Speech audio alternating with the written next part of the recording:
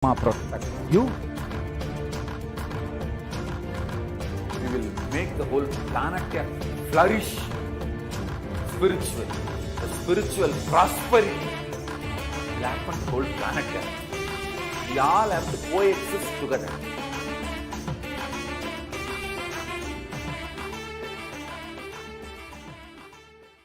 Just be alive for next 3 years. Don't die within next 3 years.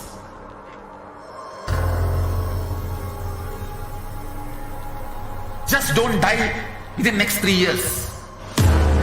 Be alive. Somehow be alive. I'm working sincerely. I will reach you somehow.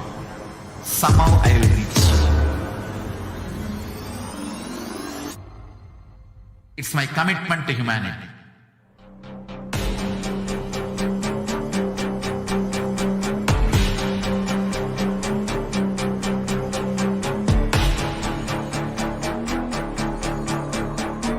Just don't die within next 3 years.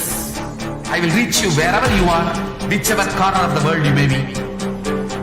I will reach you with enlightenment. You manifesting the space, state, powers, being Paramashivoham.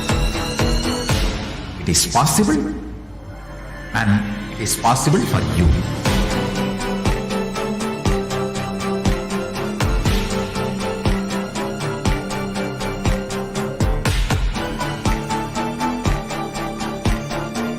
Paramashivoham will reach you with enlightenment science.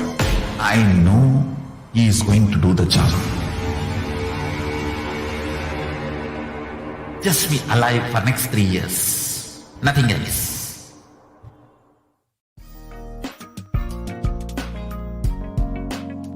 We get you health. We get you ability to build beautiful relationships in your life. We get you direct spiritual support, and we make sure you become wealthy.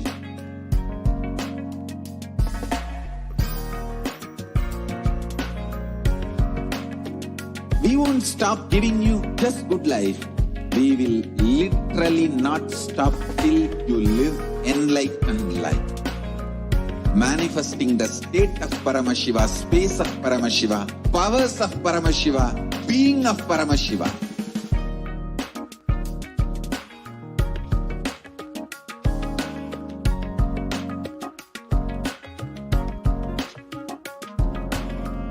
Whole world should become Kailashians. I want the whole world to know Hindus have something great to contribute to the world.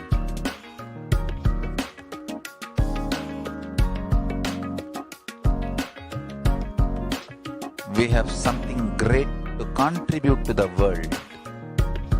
Let us do that.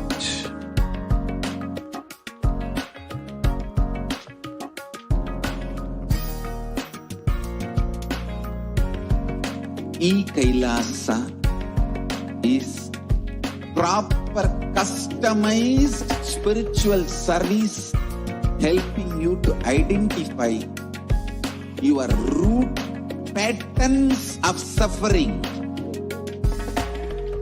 We have perfected the science of helping every individual from every cultural, religious, nationality background.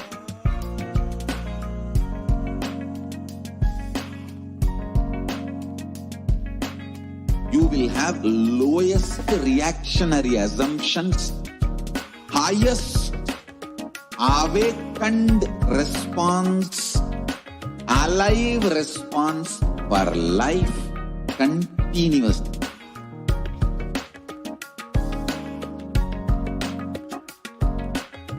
Kailasa is enlightenment ecosystem, literally enlightenment itself in your own home, wherever you are.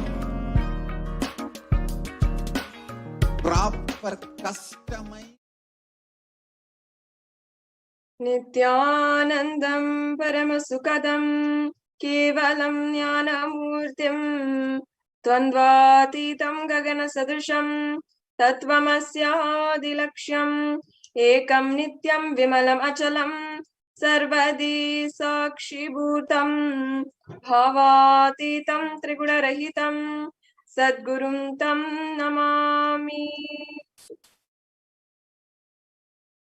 Nithyanandam, I offer my humble obeisance, my humble pranam at the divine lotus feet of the Supreme Pontiff of Hinduism, Jagat Guru Mahasannidhanam, His Divine Holiness, Bhagavan Nithyananda Paramashivam. And I welcome all of the viewers who are joining in right now with us across the world in so many different time zones, across so many different countries.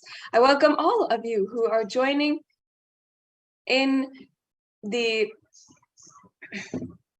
Kailasa TV and Nithyananda TV, and who are joining in Facebook, YouTube, in Twitter, in Instagram, and joining us in all over the world in the various devalayas and annalayas and the various goshalas, gurukuls, everywhere across the world, in all the de facto spiritual embassies of Kailasa. We welcome you all to this divine and sacred experience with Devi Parashakti. And each and every one of you who are joining with us, either on your phone or from a temple, from Kailasas across the world, we know that for lifetimes you have been searching for one thing. You have been sincerely seeking for something in your life to fulfill you beyond what you are even cognizing as reality, even understanding, something that will cease and fulfill all your other desires, all your other longings. And that one thing is love. Whether it is wealth, health, or long-lasting relationships, or building a strong family, or building a strong community, whatever it is, we always search for the fulfillment of love inside of us, inside our very being. And while many of us might think that love is giving compliments, spending time with each other, or giving gifts, there might be many different languages of love that we are accepting nowadays, and we see as the ways that we fulfill love. But one thing is for sure, we do not understand love in its entirety. Love is a divine power. It is bending all other emotions and allowing you to experience higher oneness and higher experiences with the divine. It's capable of making you literally live eternal, making you immortal. It's capable of healing all of your chronic illnesses, which you have been suffering from for years.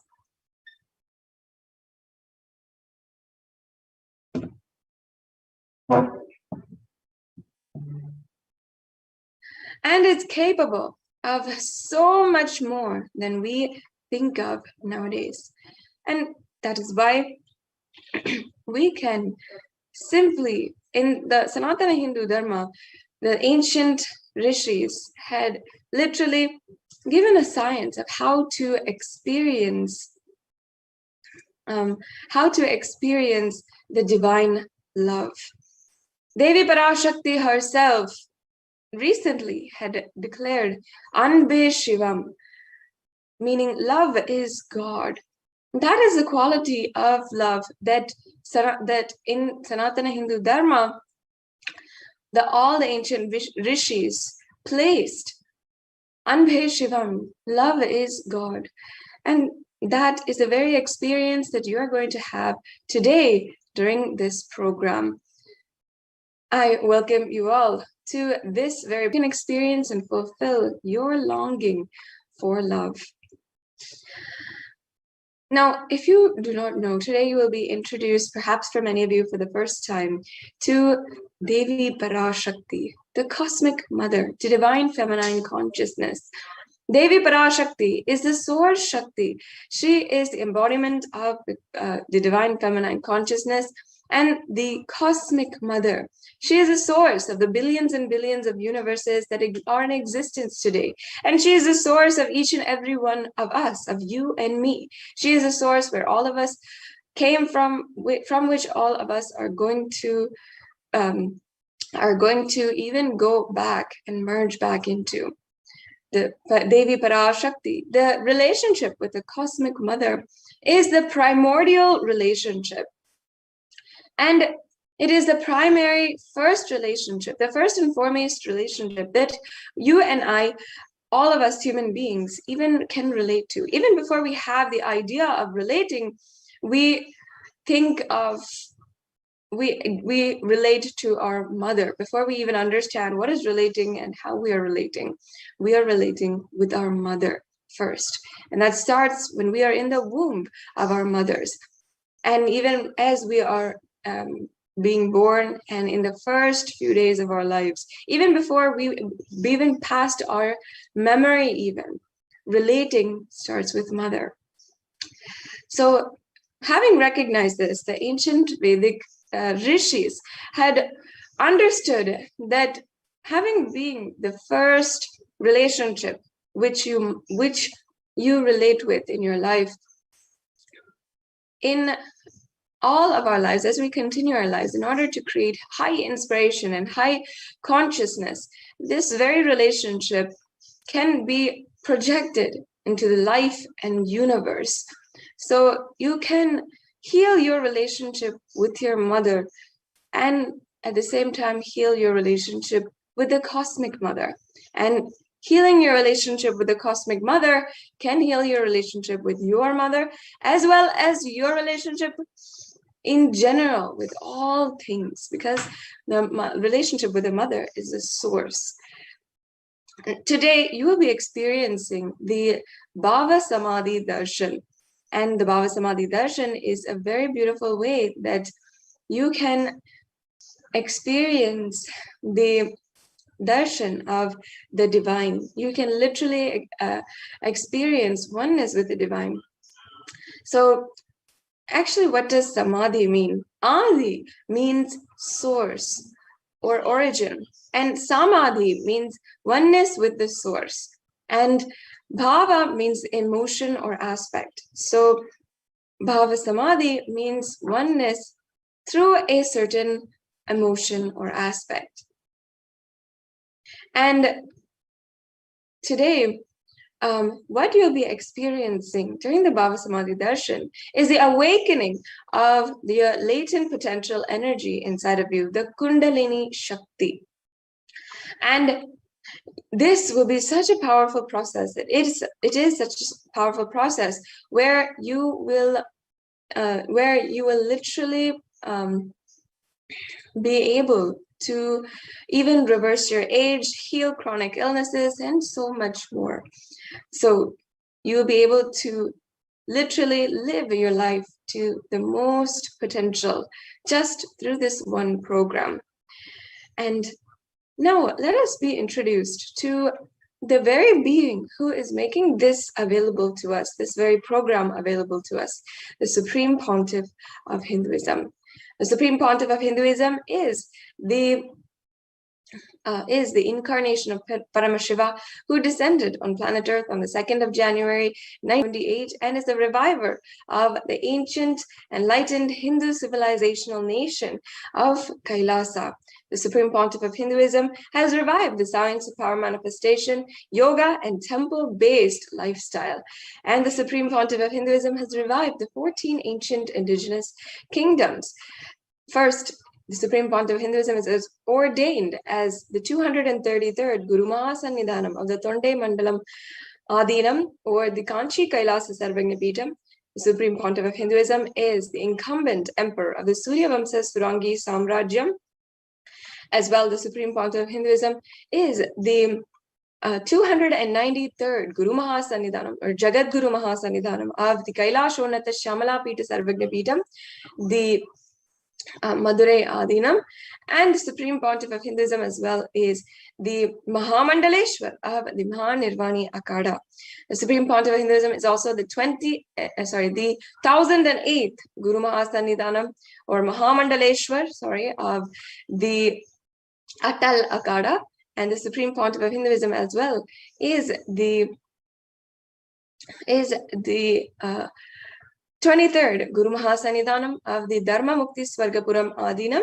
And finally, in 2015, having been recognized for his work towards Hinduism and having been recognized as a last hope for Hinduism, the Supreme Pontiff of Hinduism was elected as such with the title of Supreme Pontiff by a congregation of over 1,000 Hindu leaders. Yes, and the Supreme Pontiff of Hinduism has done countless number of activities, number of beautiful different contributions in order to enrich more than 1 billion people physically and digitally. And that includes been commenting on the various different scriptures Sanatana Hindu Dharma that Sanatana Hindu Dharma has, including the Bhagavad Gita, the Upanishad, the Brahma Sutras, the Jain Sutras, the Yoga Sutras, the Shiva Sutras, and countless more.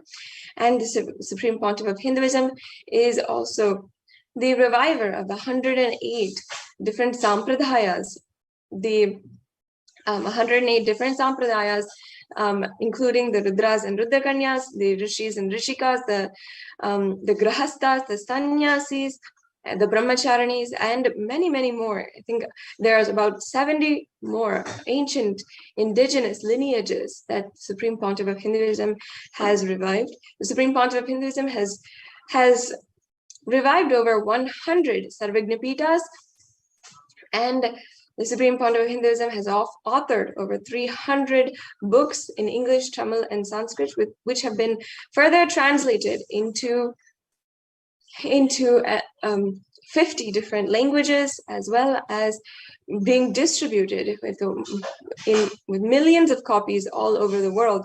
And the Supreme Pontiff of Hinduism has literally spoken and given sessions for more than 20,000 hours of content. And this is just a mere glimpse into the amount of work the Supreme Pontiff of Hinduism has done over the last 2 decades. So now we'll be entering into the next segment of today's program, and we have joining with us Ma Yoga Prana and Ma Kaladara, who will be guiding each and every one of you into the exquisite experience of the extraordinary Shaktis. So now I welcome all the Balasans to begin the next session in today's program.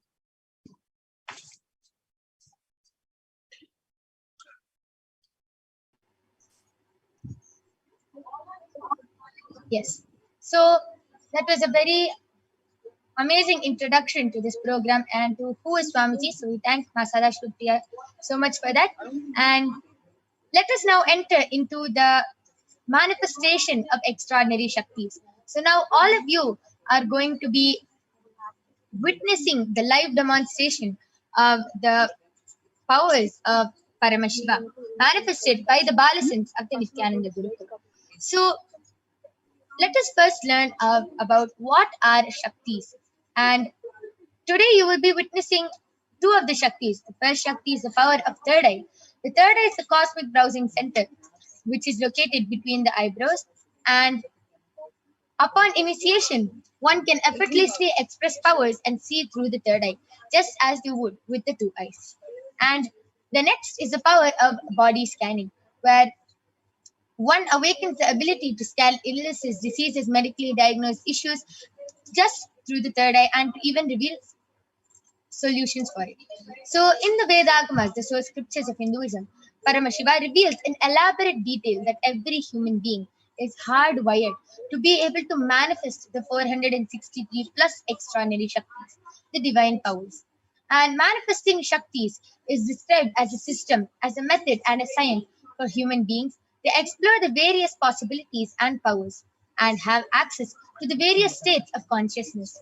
Shaktis manifest from the fundamental cognition that you are a divine and that you need to manifest the divine, not that you are a man and that you need to reach the divine. So there are 2 types of manifesting powers, Shaktis and Siddhis.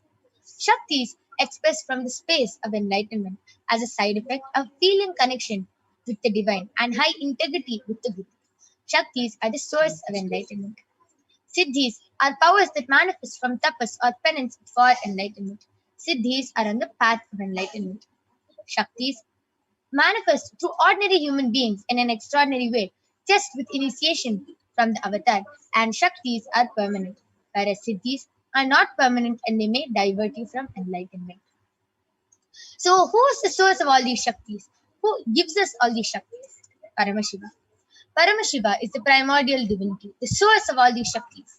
In Hinduism, the ultimate reality and cause, which is self-effulgent, Swayam Prakasha, all-pervading, unchanging beyond time, space, form, and causality. As a fundamental base of Avyakta, the unmanifest, and the Vyakta, the manifest existence, he performs the Panchakritya, the 5 cosmic acts of Srishti, creation, Sthiti, sovereign rulership and maintenance, Samhara, rejuvenation, Prabhava, pulling out of delusion, and Anugraha, liberating grace for all living entities. And Paramashiva himself has landed down in the form of the Supreme Pontiff of Hinduism, Jagat Guru Mahasanidhanam, His Divine Holiness Bhagavan Nithyananda Paramashivam, as the 1008th living incarnation and a representation of Paramashiva, the reviver of Kailasa, the ancient enlightened Hindu civilizational nation, the great cosmic borderless Hindu nation. Ever since the beginning of the civilization, the Sanatana Hindu Dharma has been the cradle of enlightened beings and highly advanced sciences. It was where the science of enlightenment and powers, Shaktis, was lived and taught as a lifestyle. And for the first time in modern day, the Supreme Pontiff of Hinduism is reviving these yogic sciences and transmitting it to the world at a record-breaking, never accomplished before speed. And the Supreme Pontiff of Hinduism was recognized as an incarnation at a very young age and was trained and taught to revive these sciences by the Guru Parampara, by the enlightened Gurus. So you can see so many of the enlightened Gurus, Mata Vibhudanandapuri, Pundi Swamigal, Isakki Swamigal, Annamalai Swamigal, Visiri Swamigal, Yogi Raj Yoganandapuri, Kanchi Paramacharya. You can see so many of the Gurus, the enlightened Gurus, who have trained and taught Swamiji to revive these sciences, initiations, and knowledge for billions to manifest the science of power manifestation from disciplines of Vedanta, Tantra, Shri Vidya, Yoga, Yogic powers, Mantra Shastra, Siddha Vidya, the science of Aushadha, Bhakti Yoga, Paramashiva and Paramashivoham. How do we awaken these divine Shaktis in us? Every ultimate truth, Jnana, mapped into your consciousness, Prajna, manifests as possibility and the power of every being, Prajnana. So now we will be watching a... So what is Diksha? Diksha is when the Guru, the Master, transmits the experience to all of us. So just with one initiation from the Master, just with initiation from the Master, one can manifest all the powers of Paramashiva. So as I explained, Shaktis is what manifests from from deep feeling connection with the divine, with high integrity and deep feeling connection with the divine. And Siddhis is what is manifested from deep tapas. So just with one initiation from Swamiji, all of us can manifest these Shaktis. And that is what all of you are going to be getting today after the Devi Parashakti Akashic readings. So the science of power manifestation is authenticated through 4 aspects of pramanas or evidences. So the first is the Atma Shastra Pramana, which are the eternal unchangeable truths that are revealed in the source scriptures. The next is the Apta Pramana, the experiences and results of Aptas or the authorities of Hinduism who have time tested and verified this science. Third is the Atma Pramana, the experience of the Supreme Pontiff of Hinduism, this millennium's avatar's personal experience of power manifestation. And last is the Pratyaksha Pramana, the empirical evidence from observation and scientific experimentation. So where do we get all these Shastras? Where do we get all these scriptures from? From the Vedagamas, which is a living applied science. Vedas are the ultimate superior authorities for Hindus. They are the pure science where the ultimate truths are explained. Agamas are the scriptures where the applied technology, the applied science is expanded. Vedas and Vedagamas are given the status of Shruti because they are directly revealed by Paramashiva. They are the ultimate, eternal, unchangeable truths. And any reference cited from these Shastras or source scriptures is called the Shastra Pramana. So let us now get ready to witness a very exciting and a unique demonstration of the power of third eye. So along with me, I have a Balasant of the Nithyananda Gurukul. She's 15 years old. Her name is Manitya Kaladharananda, and she is going to be demonstrating this extraordinary Shakti to you. Before that, let us see the Shastra Pramana for this power. The Shastra Pramana comes from the Vijnana Bhairava Tantra, Dharana 34. Kapalantarmanonyasa tishtannilitalochanaha kramena manasodardhyat lakshaye lakshamuttamam. The translation goes, by fixing the mind on the inner space within the crown center and sitting stably without any movement, having the eyes closed in succession, by that stability of the mind and inner space, through the power of the third eye, one directly sees the ultimate goal Lakshyam by having the vision beyond the sight that reveals any object or place, attaining the space of Paramashiva. The next is the Apta Pramana, where Bhagavan Krishna initiates Arjuna into the power of third eye. And in the 11th chapter of the Srimad Bhagavad Gita, Arjuna completely narrates the cosmic form, the Vishwarupa Darshan of Bhagavan Krishna as he sees Bhagavan Krishna through the third eye. Natu mam shakyase drashtum anenaiva swachakshusha divyam dadami te chakshuhu pasyame yogamaishwaram. Bhagavan Krishna says to Arjuna, but you cannot see my cosmic form with these physical eyes of yours. Therefore I grant you the divine third eye vision. Behold my cosmic opulence. And next is the Atma Pramana, where Swamiji beautifully shares in his own words how he was able to manifest the power of third eye. Swamiji beautifully shares, and let us now listen to Swamiji's experience from Swamiji himself.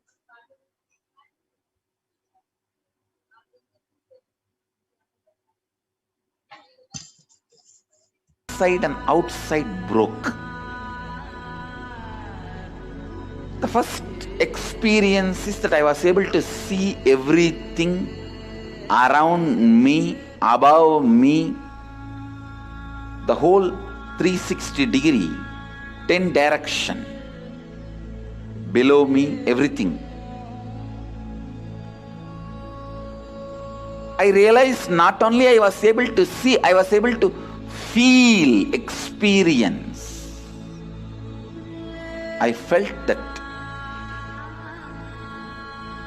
the skin of the stone on rock on which I was sitting and the skin of this body both carry me equally.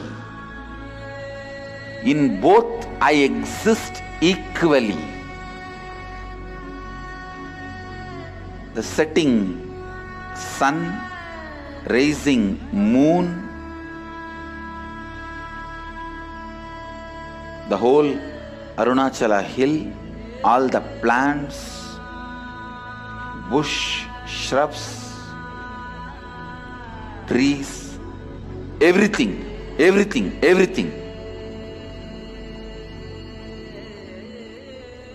just became so alive. The idea, something is inside.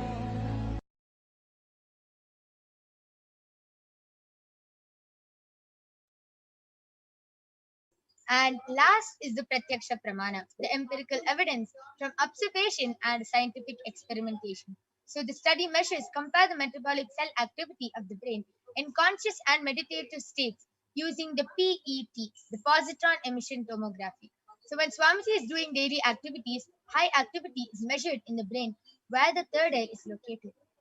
And when Swamiji is in the deep state of Samadhi, only his third eye region is active and almost 90% of the rest of the brain is at peace.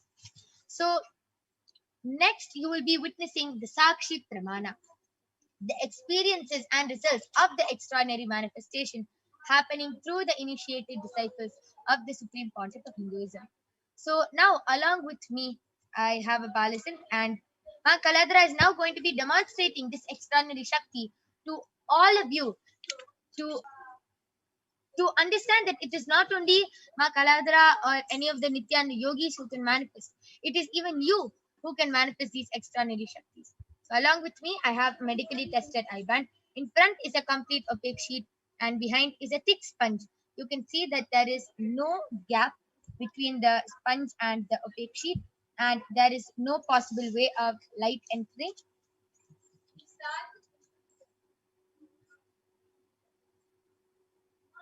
And there is a comfortably strap the eye band on Ma Kaladra's head. This is a medically tested eye band tested by one of the top 10 hospitals of India. It is actually used for people who have insomnia and who find it really hard to sleep with light. So it is completely medically and scientifically proven that even with the light, even with your eyes open inside this eye band, there is no possible way of light entry. So this is the eye band I'll be placing on Ma Kaladra's eyes now. So in front of all of you, I'm opening the eye band and placing it on her eyes.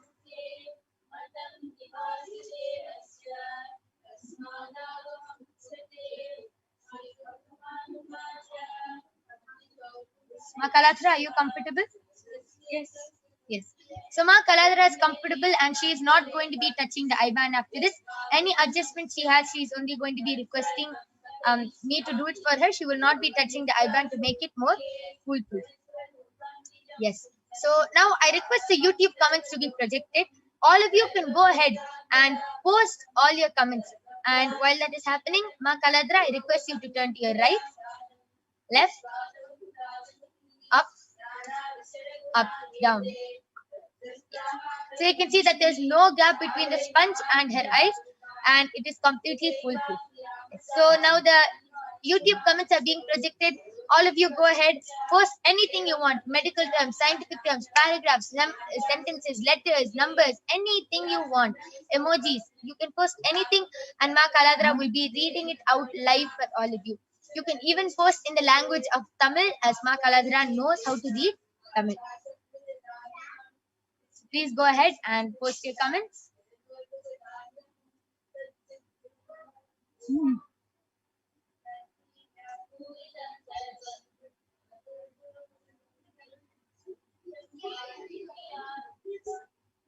No comments.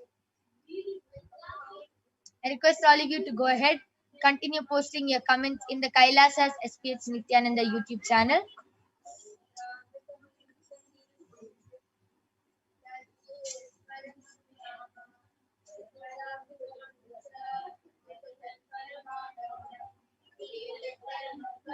Yes, there is a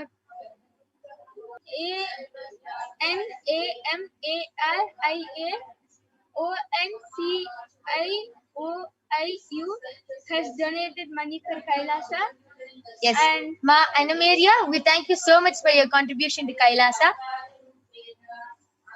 Anamaria ONCLOLU has posted thank you Swamiji JI and a dot. And Mahesh has posted Nithyananda Ma with a namaste emoji.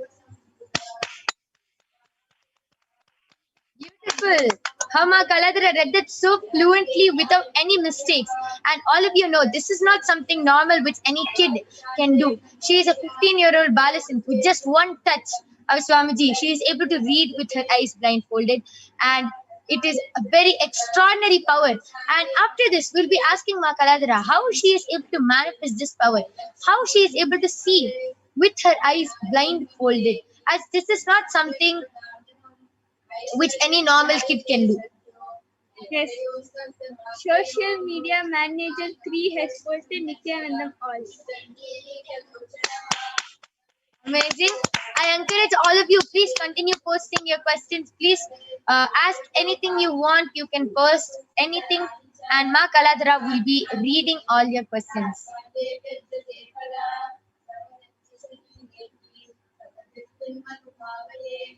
Yes.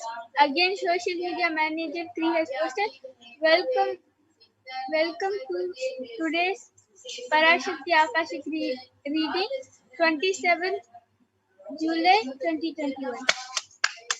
Wow, beautiful. That was very fluent. I request all of you, please continue posting your comments. Post anything. Ladra will be reading them out live.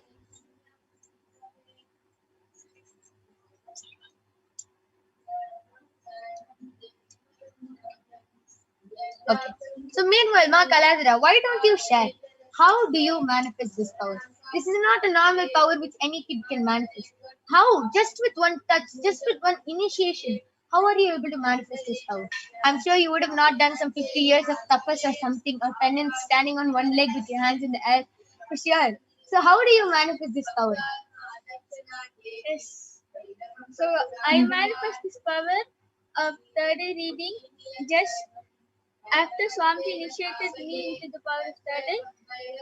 I practiced, and after that, it was just a complete surrender and trust on Swami with, with which I'm able to manifest.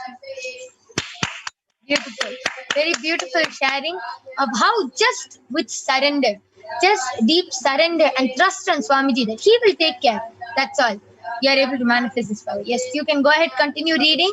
Yes, Mahesh has again posted Om Nithyananda Paramashivoham with a Namaste emoji, and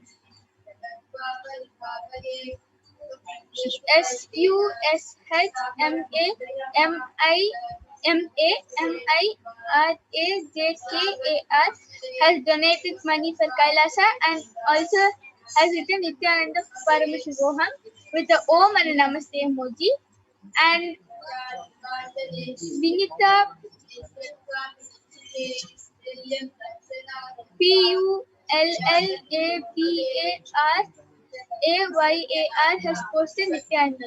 Yes, that was beautiful, very fluent. And Ma Shishma Mirajkar, we thank you so much for your contribution to Kailasa.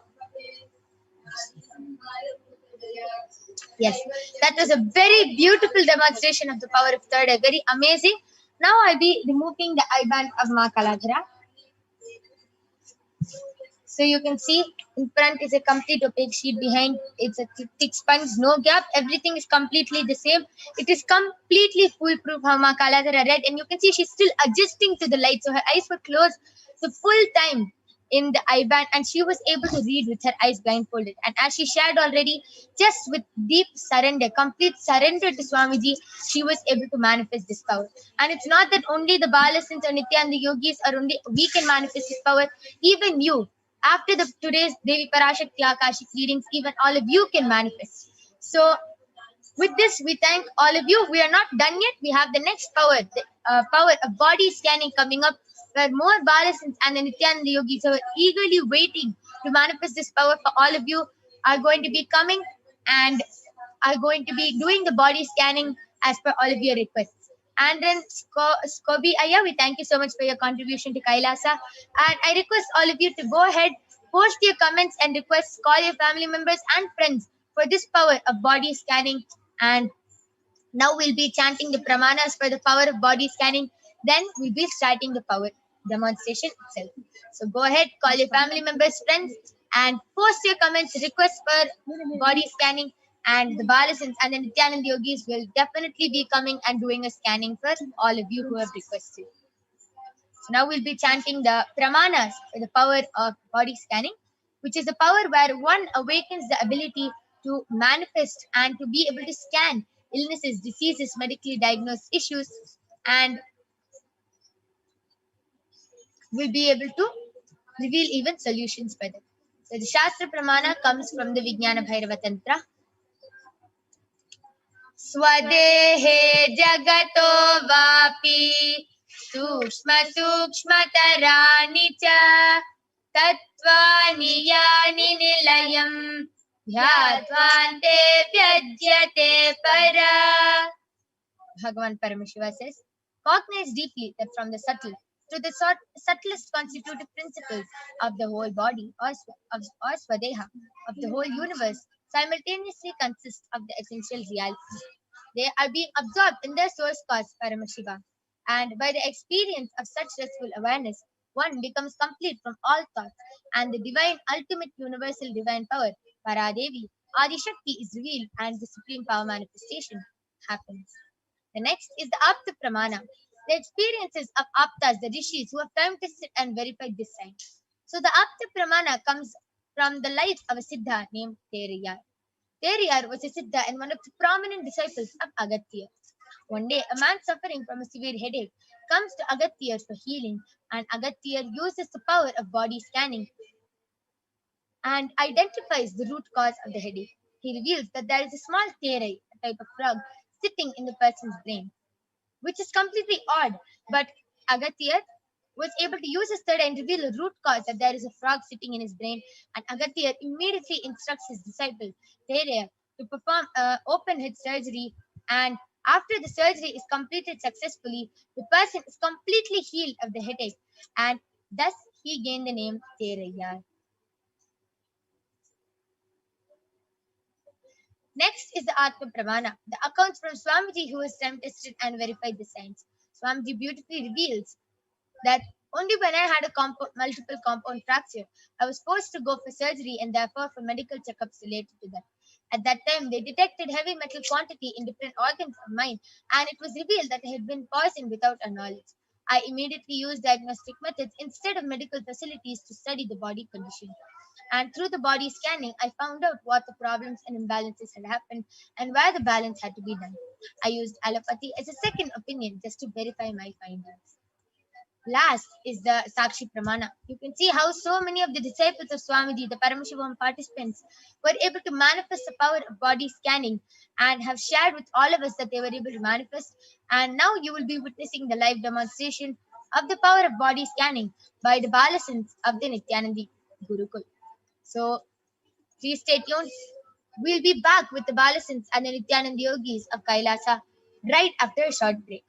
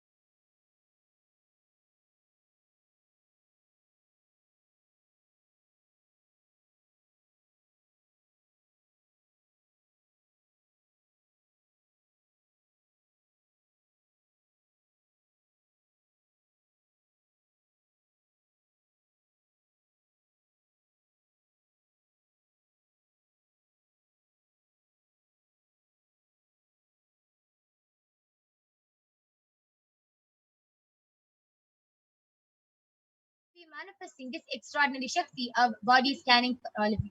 I request the YouTube comments to be projected.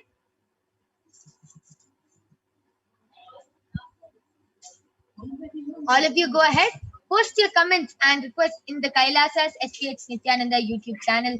And Ma Brahmayoga and Ma Soni are eagerly waiting to do the body scanning for all of you. So please go ahead, post your comments, and they will gladly be doing a body scan.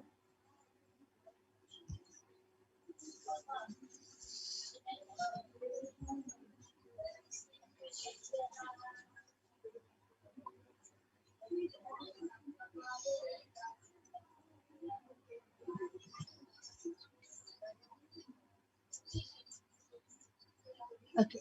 So till then, Ma Brahmayoga, Ma Soni, why don't both of you go ahead and share your experience of how you're able to manifest the power of body scanning? How do you see? Do you see it in colors, black and white, pictures, letters? How do you see it? Actually, first I closed my eyes and asked Swamiji, let me connect with you. And then after connecting with Swamiji, there will be a black color body figure. And then so I'll ask Swamiji, then Swamiji, what problem the person has, and where and which part of the body it is. So and then it will come. It will highlight and in the body wherever the person has problem. It will, like for example, the person has problem in his knees. So it will highlight over his knees, or sometimes it will come in like pictures. So it will be like literally like a 3D movie. So that's how I do body scanning. Wow, beautiful sharing. It's literally like a 3D movie. Amazing. That is a very beautiful sharing of how you're able to manifest the power of body scanning. And then Skobi Aya, thank you so much for your contribution to Kailasa.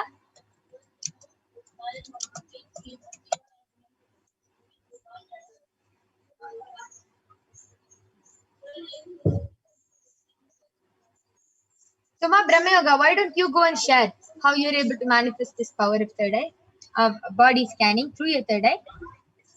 So how I manifest this power of body scanning is actually when I at first started doing body scanning, at that time I used to get a picture of the whole body, and it used to like my third eye used to zoom in onto the part of the body which has the problem, and everything used to be in like black and white, or it used to be in grayish color, and very pale color used to be there.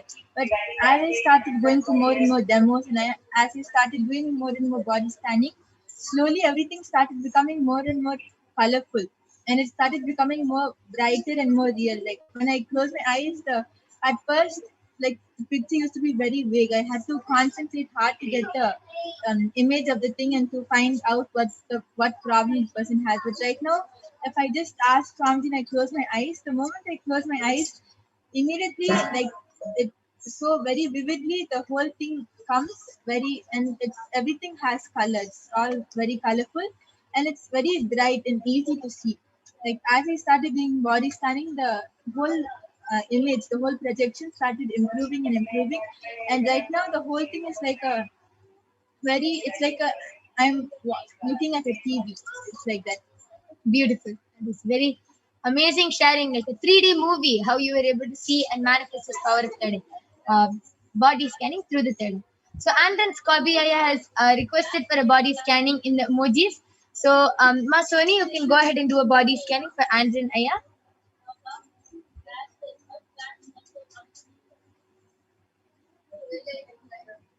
Anyone else who wants a body scanning, please go ahead and post.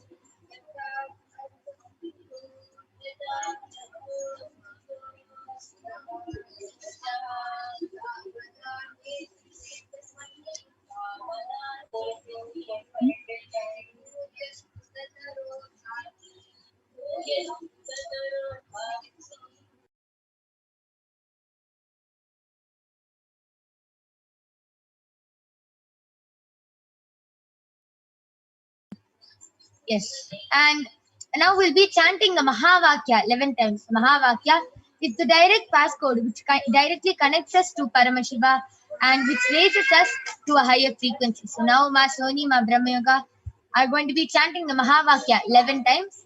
And Akash Anand Aya, thank you so much for your contribution to Kailasa. So let us now start chanting the Mahavakya. So please start chanting the Mahavakya 11 times. Om Nithyananda Paramashivoham. Om Nithyananda Paramashivoham. Om Nithyananda Paramashivoham. Om Nithyananda Paramashivoham. Om Nithyananda Paramashivoham. Om Nithyananda Paramashivoham. Om Nithyananda Paramashivoham. Om Nithyananda Paramashivoham.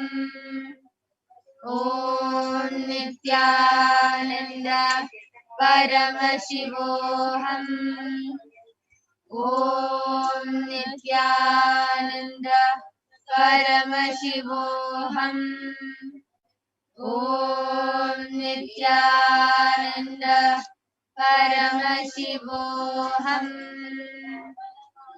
Yes, Raj is requested for a scanning for his root pattern, Suma Brahma Yoga. You can go ahead and do the body scanning for Raj Aya. Nithyanandam and Stuti Aya.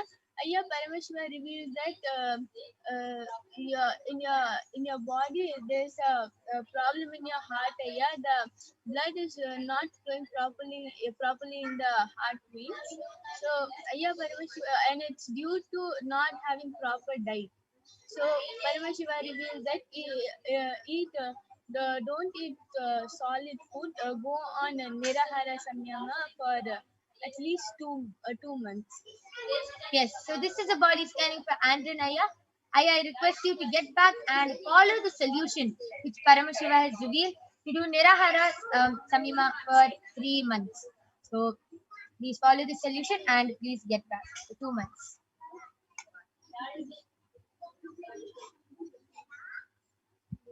All of you can go ahead and continue posting your comments and requests.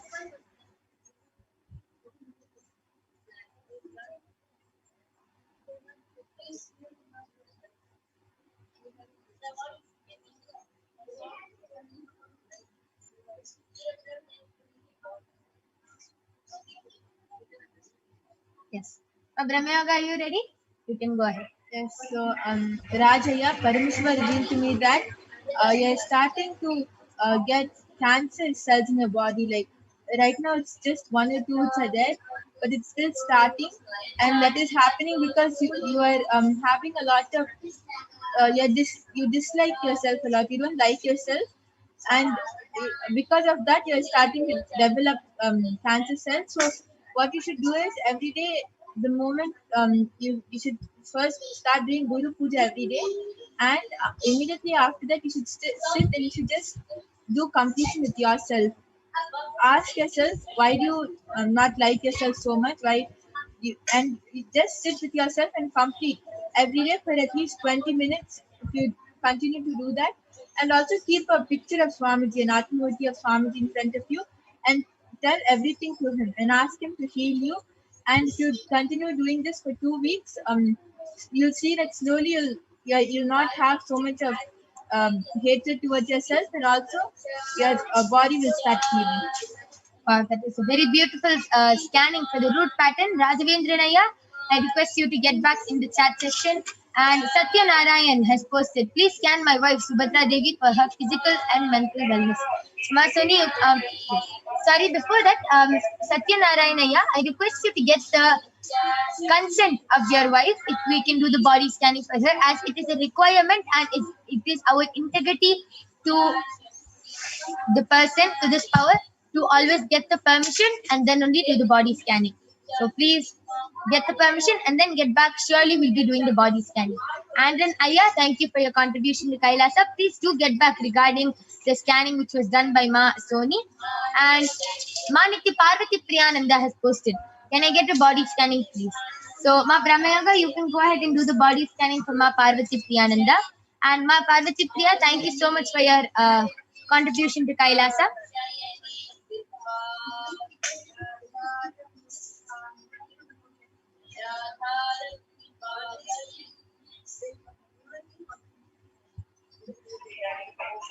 Okay, Satya Narayan has posted, I got her consent. Yes. Yes. So, Ma Soni, you can do the body scanning for Ma Subhadra Devi.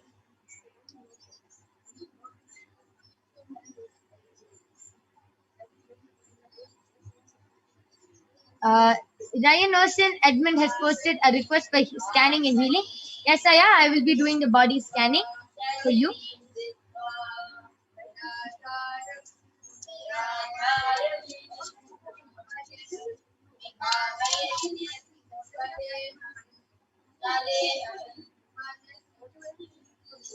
Yes. So, yes. Just before I reveal, Rajavendra Naya has gotten back the link. Thank you very much. I'll start doing what Paramashiva has revealed as a solution. Yes, thank you, Aya, so much. Just follow the solution which Paramashiva has given authentically, and you will be completely healed. Yes, and Ryan and Aya, Paramashiva has revealed that actually you were very active. You were actually very active, but suddenly now you started becoming very lazy and you have started sitting a lot and eating a lot. So you have started growing a lot of unnecessary fat in your body, which is not, since you used to be very active, your body is not adjusting to this. There's a lot of fat growing in your, unnecessary fat growing in your stomach. So you really have to do a lot of detoxing, Aya, and you just have to burn all that fat away. So please start doing intense workout and every day take castor oil along with neem juice and haritaki and just detox your body completely, Aya. You will be completely fine. And this pitta, the unnecessary fat in your body is what is causing any, I'm able to see that you also do feel irritated a lot. You get very agitated also. So this pitta is the reason why you're getting very agitated and irritated throughout your day, and you are not able to make proper decisions. You feel mentally disturbed. You are not able to make proper decisions. It is all because of this one. It is all because of the junk in your stomach, Aya. So please start doing the intense detoxing and workout, Aya, and you'll be completely healed. Raj, Aya, we thank you so much for your contribution to Kailasa. Yes. You can go ahead, Ma Brahma Yoga.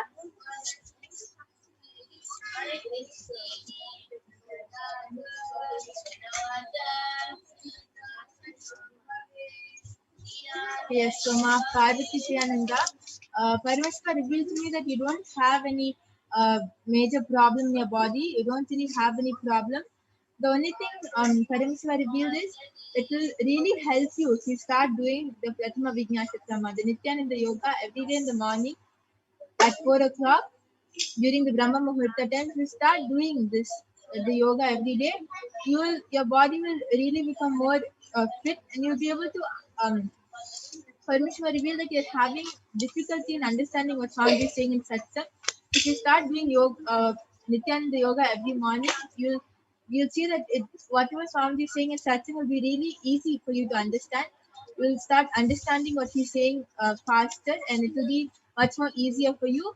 And Parashakti revealed that other than that, you don't have any problems. Yeah. Yes. So, Ma Parvati Priya, I request you to get back whether you were able to relate with the scanning. Rayanasan Aya has gotten back telling, yes, Ma, this is 100% true, Ma. Felt the same and felt to jump into Nirahara and intense workout for this Chaturmasya detox. Thank you for the scanning, Ma. All deeply accurate. And two namaste emojis. Yes, thank you so much, Aya. See, just follow the solution which Paramashiva has given. Anything which you are feeling and going through right now, is the root cause is because of this pitta in your stomach. So just do the complete detoxing, especially in this Chaturmasya time. It is the best time to detox and do the complete cleansing of your body, Aya. So just follow what Paramashiva revealed. You will be completely healed and you will feel more life positive. Yes, thank you so much for getting back, Aya. Nithyanandam, I did the body scanning for Subhadra Devi. And Ma Parameshwara revealed that neither you are healthy physically nor mentally. Physically, it's because there's too much unwanted stuff in your stomach, Ma. So you need to cleanse your stomach. So Parameshwara revealed the solution is to take 2 tablespoons of castor oil in the morning. And mentally it's because you're having too much worry about families, like family problems, and desires are not getting fulfilled. It's due to desires towards wealth, relationships. So Parmeshwara revealed that to fulfill all your desires, in the night before sleeping, sit in front of the Atmamurti and pray to Swamiji to fulfill tell Swamiji all your desires and pray to Swamiji to fulfill all of them. And you'll be completely fine and all your desires will get fulfilled, Ma. Yes, that was a very beautiful scanning for Ma Subhadra Devi. I request you to get back. This was a solution for you and a scanning for you. And I would also like to add on, Ma Subhadra Devi, one more thing. Just Paramashiva just revealed it to me that you have a lot of heat in your body, Ma. So please put a cold pack on your stomach and on your head every day before sleeping, because of a lot of heat you are, as Ma Soni revealed, and the mental health is not good. And this is Paramashiva is revealing this heat in your body is also affecting your mental health. So please do follow this solution also. And with this, we thank all of you, everyone who has joined us in this power manifestation segment, and everyone who has requested for a body scanning and has gotten back. So thank you so much. And with this, we are going to conclude this power manifestation segment. There are upcoming segments where you will be learning about who is Devi Parashakti, what are the Akashic readings, and much, much more. So please stay tuned to the upcoming segments. And due to the interest of time, if you were not able to get a body scanning today, you can come back every day at 2 a.m. in the morning IST and 4 p.m. every day Indian Standard Time. And you can get the body scanning done by the Balasan and the Nithyananda Yogis of Kailasa. So with this, we thank all of you for joining us. Thank you, Nithyananda.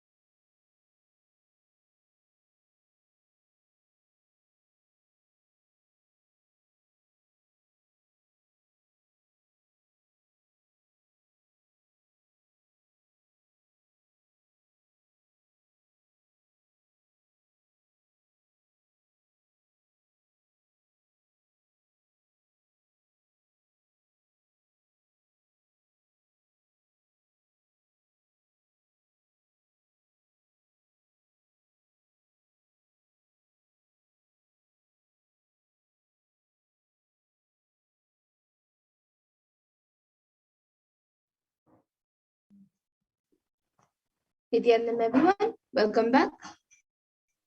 So now we will be moving to the next segment where we will be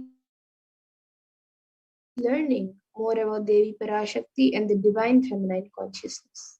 So we will be first looking into the Dhyana Shloka of Devi Parashakti, which comes from the Lalita Sahasranama.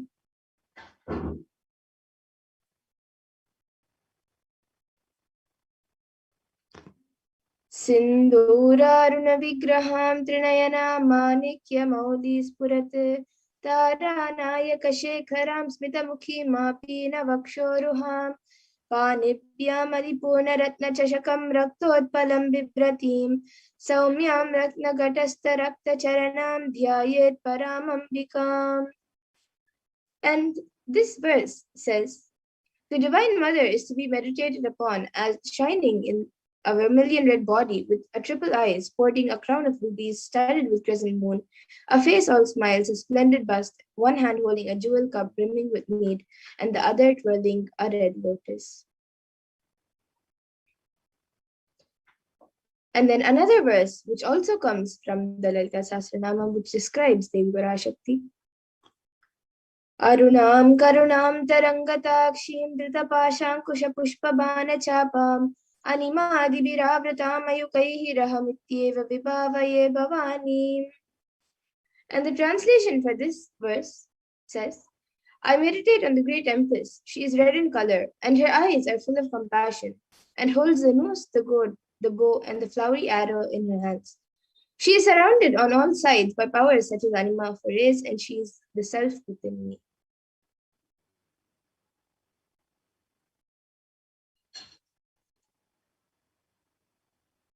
And Devi Parashakti is the ultimate pure feminine consciousness. Parashakti is the cosmic mother. It is her cosmic womb from which billions and billions of universes come out and go in. It is the source where the Big Bang and black holes go on and on.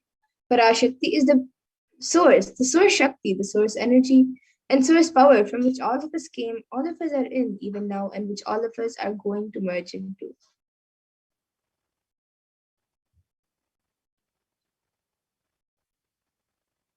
And out of her extreme love and compassion, Parashakti herself is manifesting through the embodied form as the Nijavatara of the Supreme Point of Hinduism, Jagat Guru Mahasanidanam, His Divine Holiness, Bhagavan Nithyananda Paramashivam, gracing us, answering all our questions, attending to our prayers, giving boons, healing us, revealing our past, present, and future, and delivering profound spiritual truths, and ultimately giving us the experience of Paramashivoham itself.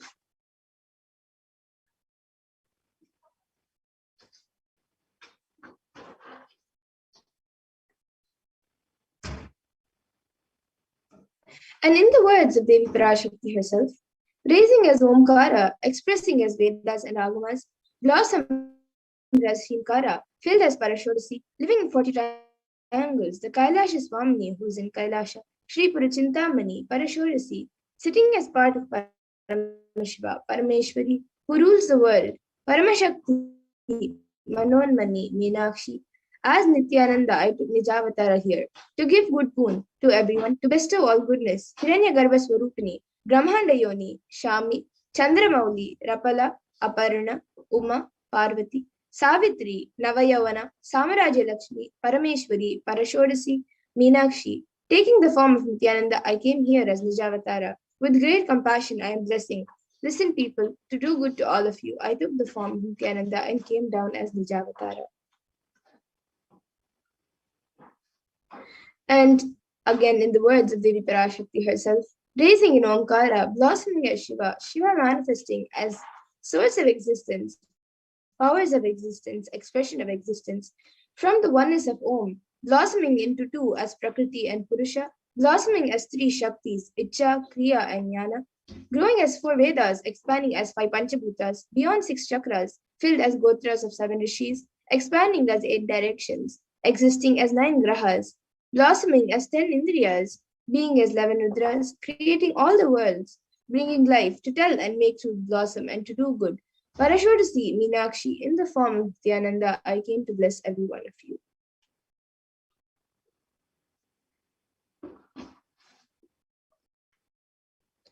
And now let's see how we can receive Devi Parashakti. So literally you are seeing Paramashiva and Parashakti at that moment when she is on your screen. So always receive her very traditionally. You can keep 2 betel leaves, 1 betel nut, 1 banana, and a coin in front of the screen as you watch Devi Parashakti. And for those of you who do not know, the coin is actually considered the traditional dakshina in the Hindu tradition. It can be the lowest value. In India, it can even be just a paise, and in the US, it can even be just a cent. Swamiji says, I am not trying to monetize. Keep even 1 cent, it is okay. So for 100 days, if you have darshan, it will add up to $1. In India, even 1 paise is okay. And after that, you can offer, after you offer that to Devi, and after the darshan is over, you can do namaskar and eat the banana, betel leaf, and betel nut as prasadam immediately. And the coins which you collect, you can send it to the LA temple. And some of you might be wondering how this betel nut and betel leaf work and how does it benefit you. This betel leaf and betel nut may look too small, but in a few days, all of you will see how much it adds to your sentiment that really she is there. You will not take the Devi Darshan for granted. Rituals will break your monotonous unconscious mentality and lifestyle and remind you and raise you to the powerful cognition. It will break your unconscious behavior. And now all of you can also see how you can set up your tambulam. You can set up the 2 betel leaves, 1 banana and 1 betel nut and the coin in a plate and keep it in front of the screen. These few items are the basic items kept as part of the tambulam. But if you would like, you can also add the coconut, red bangles, flowers, fresh flowers, and kumkum as an addition if you would like. But these 4 items are the main basic items kept in a tambulam. So you can arrange everything in a plate and place it in front of the screen as you have the darshan of Devi Parashakti. And now with this, we come to the conclusion of this segment.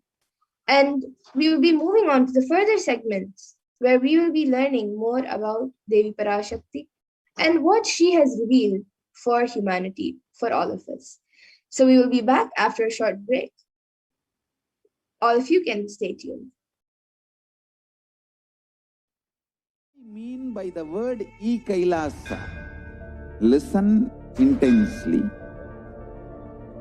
Enlightenment ecosystem, literally enlightenment itself, in your own home, wherever you are.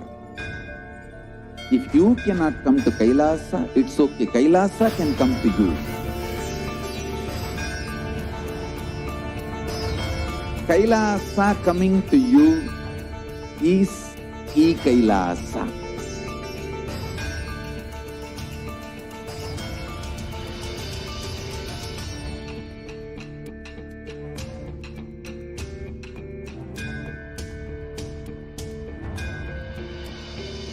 I will revive Hinduism.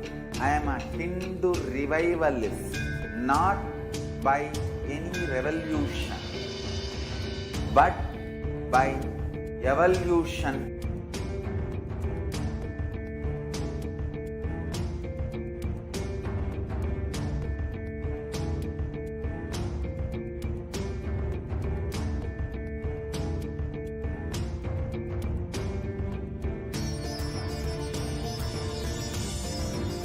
And setting model communities.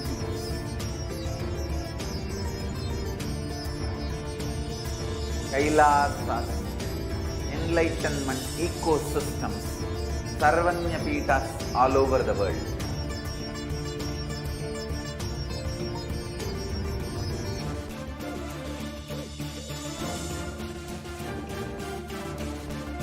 All powerful cognition, knowledge, only when you live, power manifestation and possibilities manifestation happens.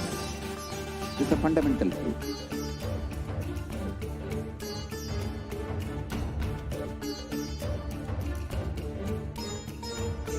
Hinduism cannot live exclusively as one sampradaya. No. All sampradayas of Hinduism is an ecosystem.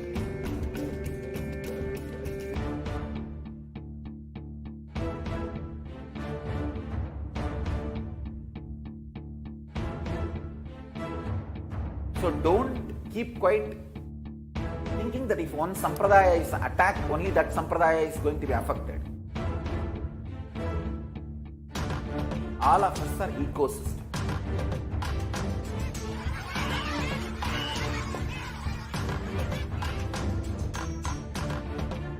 I invite all of you to get involved and enjoy Hinduism by the principle of Dharmo Rakshati Rakshitaha. When you protect Dharma, Dharma protects you. We will make the whole planet flourish spiritually. The spiritual prosperity will happen to the whole planet. We all have to coexist together.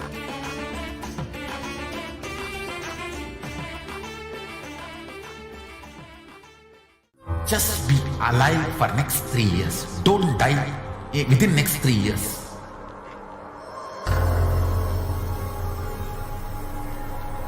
Just don't die within next 3 years. Be alive. Somehow be alive. I'm working sincerely. I will reach you somehow. Somehow I will reach you.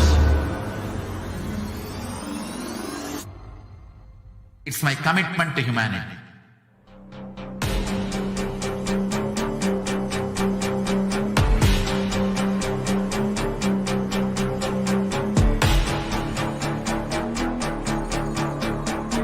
Just don't die within next 3 years.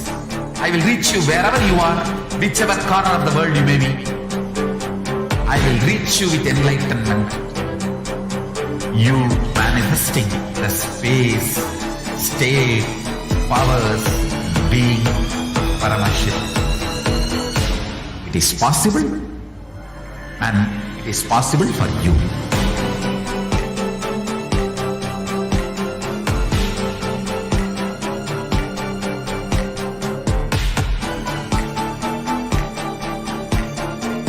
Paramashivoham will reach you with enlightenment science. I know he is going to do the job. Just be alive for next 3 years. Nothing else.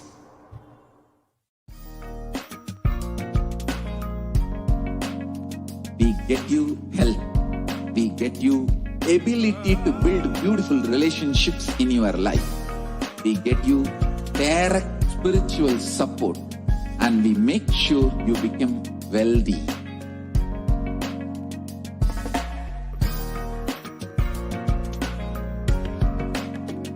We won't stop giving you just good life. We will literally not stop till you live enlightened life. Manifesting the state of Paramashiva, space of Paramashiva, powers of Paramashiva, being of Paramashiva.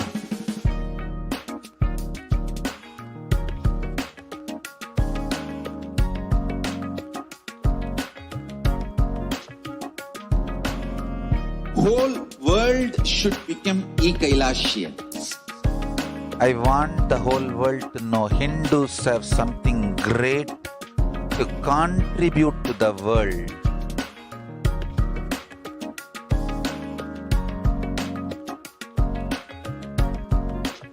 We have something great to contribute to the world. Let us do that.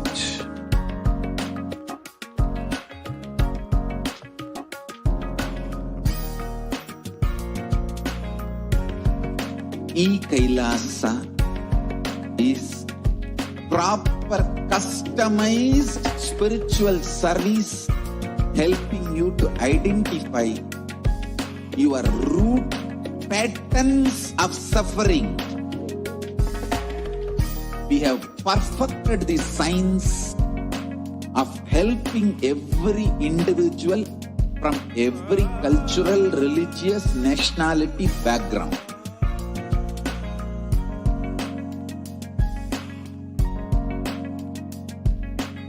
You will have lowest reactionary assumptions, highest awakened response, alive response for life continuously.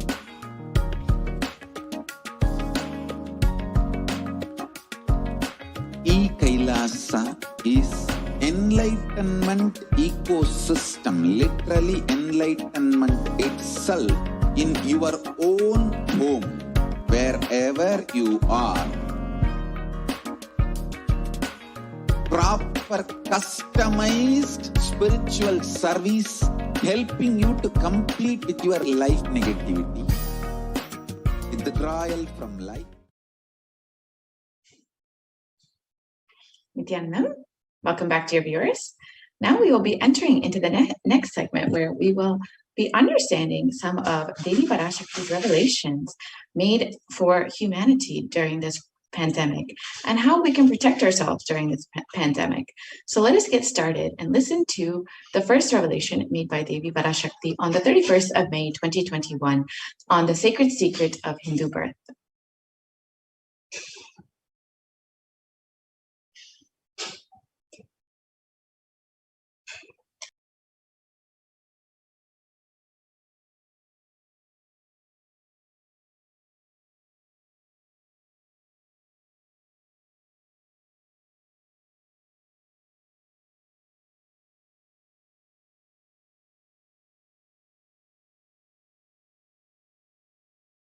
நன்றாய் கேட்டுக்கொள். உன் கேள்விக்கு உன்மூலமாய் உலகெங்கும் இருக்கும் இந்துக்கள் எல்லோர்க்கும் அளிக்கின்றேன் உத்திரம். கேட்டு வாழ்ந்தால் உங்கள் வாழ்க்கை I don't think the audio is shared. நன்றாய் கேளுங்கள். I'm not able to hear it. பிறப்பின் ரகசியத்தை பிறப்பிலா பெருமை உடைய பரமேஸ்வரி சொல்லுகின்றேன் கேளுங்கள். அண்டஜம், யோனிஜம், ஜலஜம், பீஜம் எனும் 4 விதமான பிறவிகளில் 84,000 யோனிகளில் பிறக்கும் பிறப்புகளிலேயே பெருமை வாய்ந்ததும் உத்தமமானதும் மனித பிறவி. அந்த மனித பிறவியிலும் பலமுறை பிறந்து உழன்று அரசியல், பொருளாதாரம், சுகபோகம், தர்மம், அர்த்தம், காமம் எனும் ஆசைகள், துக்கங்கள், அச்சங்கள் அனைத்திலும் அழன்று உழன்று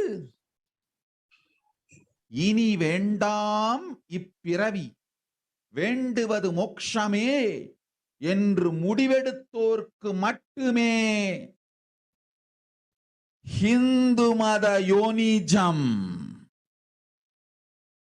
ஹிந்து பெற்றோர்க்கு பிறந்திடும் சனாதன ஹிந்து தர்ம யோனிஜம்,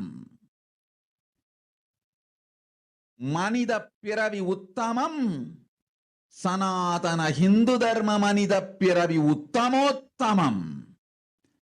இந்த உத்தமோத்தம பிறவி எடுத்த எல்லோருக்கும் ஜீவன் முக்த விஞ்ஞானத்தையும் சனாதன தர்மத்தையும் காக்கின்ற கடமையும் உண்டு. அதனால் வருகின்ற நன்மையெல்லாம் அனுபவிக்கும் உரிமையும் உண்டு. என்று சத்தியம் செய்ததனால்தான் அந்த உரிமை அளிக்கப்பட்டது. பூமிக்கு வந்தபின் மனம் மயங்கி மதிமயங்கி சனாதன தர்மம் காக்க மறந்ததனால் மாயை அவர்கள் உயிரை பறிக்கின்றாள். நன்றாய் புரிந்து கொள்ளுங்கள். உயிரை கொடுத்தாலும் தர்மத்தை காப்போம் என்று உறுதி எடுத்தவர்க்கே சனாதன ஹிந்து தர்ம யோனிஜம் அளிக்கின்றேன் யான். உடல் பெற்ற பிறகு ஊழிப் பெருவலியால் ஆசை அச்சங்களை உதறவிடாது, உதறியும் விடாது சனாதன ஹிந்து தர்மம் காக்க மறந்தோரை உயிர் வாழத் தகுதியில்லாதவர் பட்டியலில் உடனடியாய் மாயை சேர்க்கின்றாள். அதனால் ராட்சசர்களும் அசுரர்களும் தானாகவே இவர்கள் உயிரை எடுக்கின்றார். நன்றாய் புரிந்து கொள்ளுங்கள். உயிரை கொடுத்தாலும் தர்மம் காப்போம் என்று நிற்பவர்க்கு நிலைத்திடும் வீரஸ்வர்க்கமும் கைலாச பதவியும், எக்காரணம் கொண்டும் தர்மம் காக்க மறந்த உத்தமோத்தம ஜனனமான சனாதன ஹிந்து ஜனனம் பெற்ற மக்களுக்கு இல்லை வேறு கதி. சனாதன ஹிந்து தர்ம மனித ஜனனம் உத்தமோத்தம மனித ஜனனம். உங்கள் உரிமை உலகில் அதிகம், உங்களுக்கு கடமையும் உலகில் பெரிது. தர்மம் காத்தாலே கடமை, தர்மம் காக்காதார்க்கு உயிர் வாழும் உரிமை இல்லை.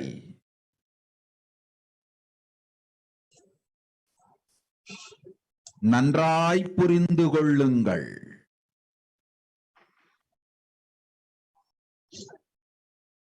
உத்தமோத்தம பிறவியான சனாதன ஹிந்து தர்ம பிறவி எடுத்த எல்லோரும் புரிந்து கொள்ளுங்கள்.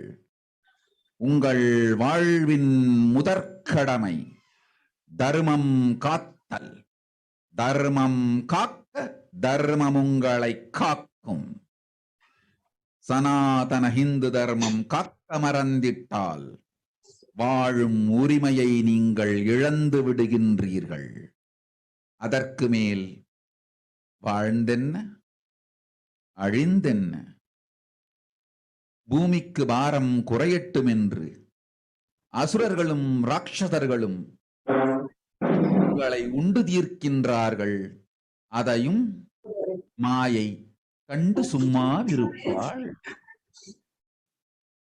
பிரபஞ்ச ரகசியத்தை, பிறவியின் ரகசியத்தை உலகிற்கெல்லாம் உத்தரமாய் சொல்லிவிட்டேன். புரிந்து வாழ்வில் நடந்து உயிரை பத்திரமாய் பார்த்துக் கொள்ளுங்கள். அன்னை சொல்லும் அருள் சத்தியம் இது. ஓம் ஓம் ஓம்.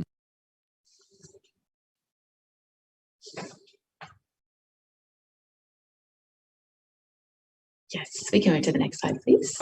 கேட்டுக்கொள்.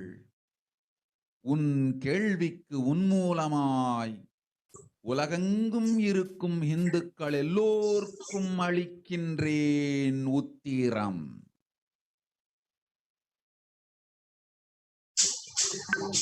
Let us understand Devi Parashakti's revelations and what the translation into English is. We can move to the next slide. Yes. Listen.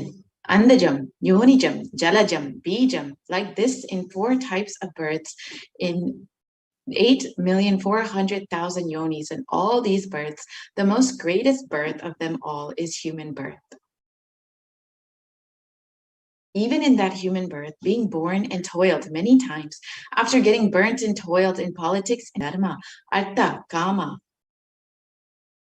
and those who decide of not wanting this birth, wanting only moksha, only those will have Hindu dharma yonijam, the Sanatana Hindu dharma yonijam of being born to Hindu parents. Human birth is uttamam, the best. Sanatana Hindu dharma, human birth, is uttamottamam, the best of the best. Everyone who took this uttamottama birth has the responsibility of protecting the science of living enlightenment and Sanatana dharma. And also they have the right of experiencing its benefits.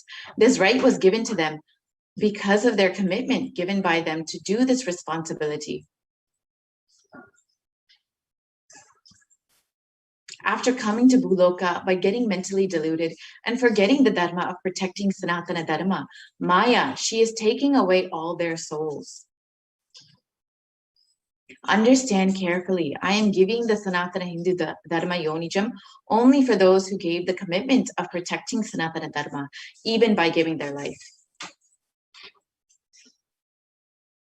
After getting the body, because of painful deluge, not dropping fear and greed, for those who forgot to protect Sanatana Hindu Dharma, Maya, she will immediately add them all to the list of those who are not worthy of living. Therefore, Rakshasas and Asuras are automatically taking away their life. Understand properly, for those who stand that even by giving their life, they will protect Dharma, will permanently have Virasvarga and Kailasa Padavi. For any reason, people who forgot to protect Dharma, having the Uttamottama birth of Sanatana Hindu birth, there is no other way for them. Sanatana Hindu Dharma, human birth is Uttamottama human birth. Your rights in this world are immense. Also, your responsibility in this world is large. Protecting Dharma is responsibility. Those who do not protect Dharma, they do not have the right to live. Understand properly. All those who took the Uttamottama birth, which is Sanatana Hindu Dharma birth, all of you understand. The first responsibility of your life is protecting Dharma. Protect Dharma, Dharma will protect you. If you forget to protect the Sanatana Hindu Dharma, you lose the right to live. After that, what bothers whether you live or get destroyed? Asuras, Rakshasas will eat you, so that the burden on earth is reduced. Seeing that, Maya, she will keep quiet.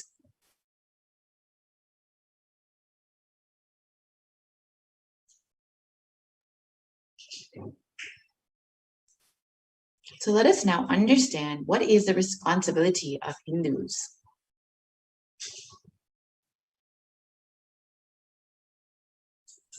Hinduism represents the world's most ancient and yet progressive indigenous spiritual tradition. It is an open net framework model of civilization that stands for global peace, vegetarianism, nonviolence, yoga, worship of nature, temple-based living, manifesting spiritual powers, and inherent divinity of every being.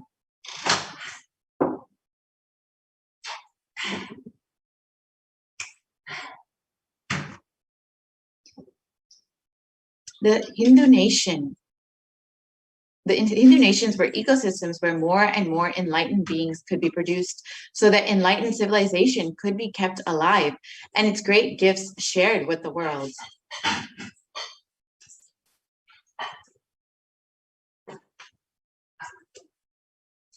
So let us look at the reference of Hindu nations from the Hindu scriptures.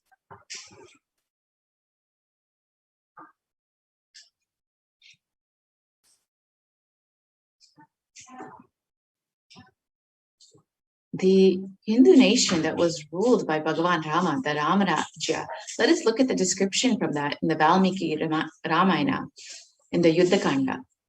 It describes that there were no widows to lament, nor were there any danger from wild animals, nor any fear born of diseases.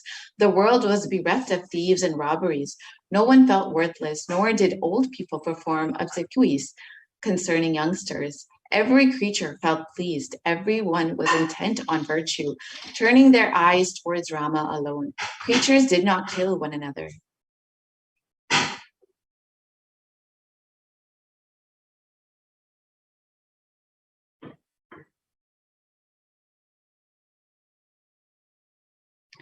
And people survived for thousands of years with thousands of progeny, all free of illness and grief. The trees that there were bearing flowers and fruits regularly without any injury by pests and insects. The clouds were raining in time, and the wind was delightful to the touch. Every caste was performing their own duties, satisfied with their own work and bereft of any greed. People were intent on virtue and lived without telling lies. All the people were endowed with excellent characteristics. All were engaged in virtue.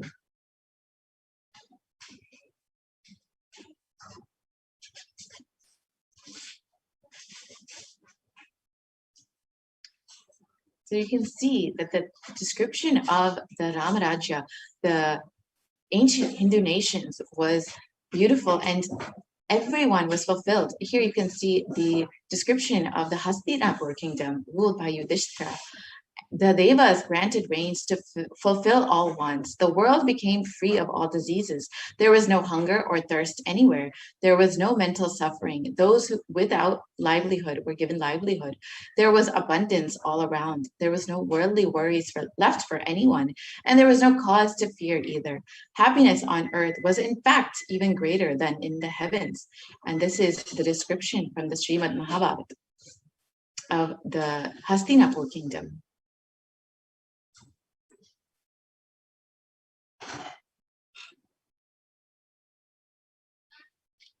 And the contribution of the Hindu nations was immense. The Hindu nations had and have so much to contribute to the world in every field, including enlightenment, health, medicine, art, science, technology, aviation, dance, and music, clothes and jewelry, social system, judicial system, political systems, and legal systems.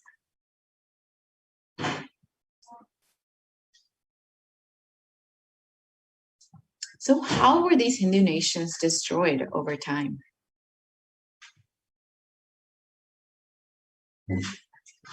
The phase one was the Islamic invasions from the 1800s to the from 1800 AD to 1700 AD, which was the physical destruction of the Hindu civilization. And the description from Will Durant in the description of the Islamic invasions is that the Mohammedans' conquest of India is probably the bloodiest story in history. The Islamic historians and scholars have recorded with great glee and pride the slaughters of Hindus, forced conversions, abduction of Hindu women and children to slave markets, and the destruction of temples carried out by the warriors of Islam during the 1800 AD to 1700 AD. And millions of Hindus were converted to Islam by sword during this period. Millions more were raped and murdered and dismembered.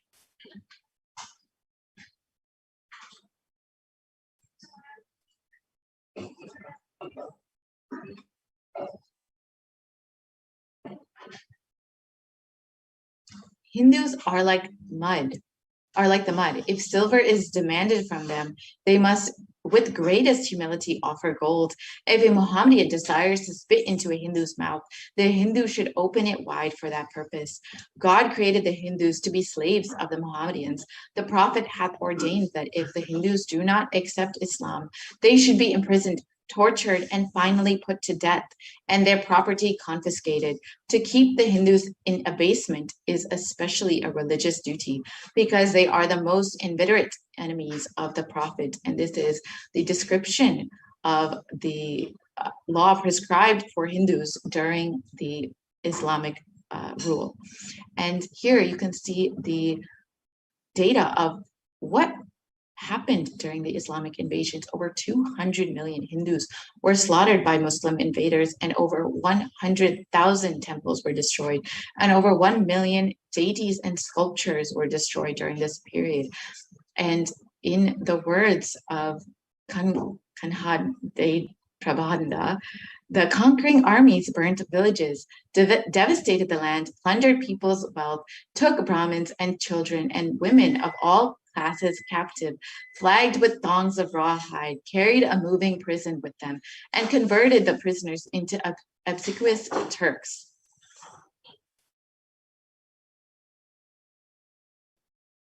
And the phase two was the British occupation, which was from the 1700s to 1947 AD.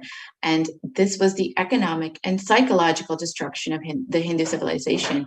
And in the words, again, of Will Durant, a historian of the Indian civilization, I have seen a great people starving to death before my eyes.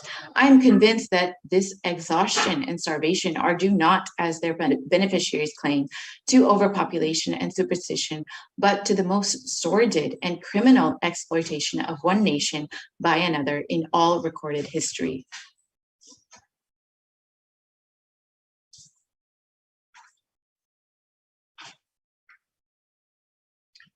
The British Empire used all possible means to destroy the Hindu civil and cultural institutions in order to delegitimize and demoralize the indigenous people of India so that they would become slaves to their own homeland.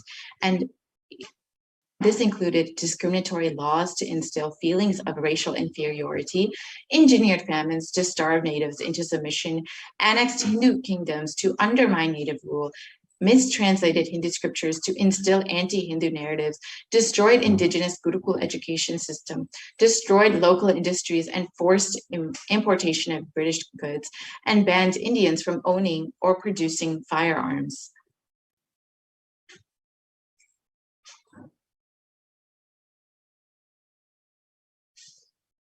And during the British occupation, over $45 trillion were looted from India over the course of 200 years, and 45 million Hindus died due to famine and poverty imposed by the British policies and reprisal killings of 1857 mutiny, and over 680 native kingdoms were usurped by the British Raj. And the description from Shashi Tharoor, the Indian Parliament, was that the British came to one of the richest countries of the world. Over 200 years of exploitation, looting, and destruction reduced it to a poster child of third world poverty.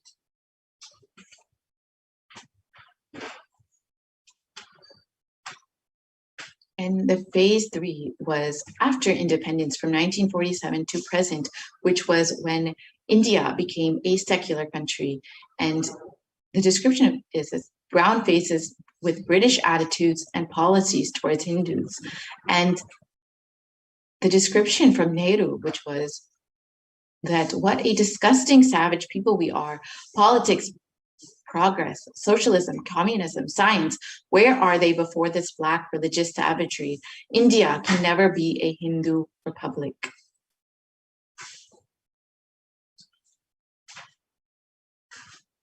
And the first law minister and the principal architect of the Indian Constitution described that if Hindu Raj does become a fact, it will no doubt be the greatest calamity for this country.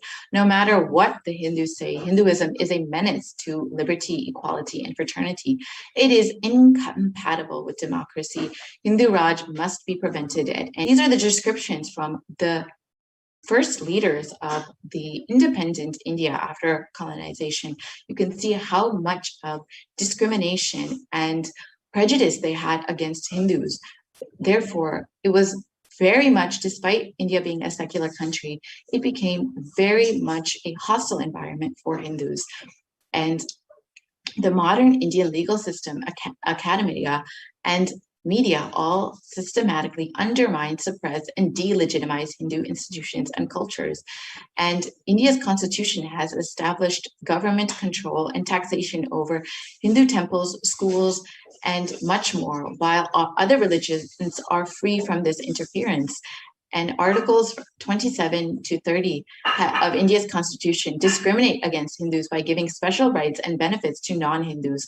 And this includes government benefits, scholarships, and much more. And Hindu kingdoms and self-governance was completely abolished, and anti-superstition laws were passed to criminalize Hindu practices. And the mainstream Indian academics describe Hindus as sexist, racist, backwards, and oppressors.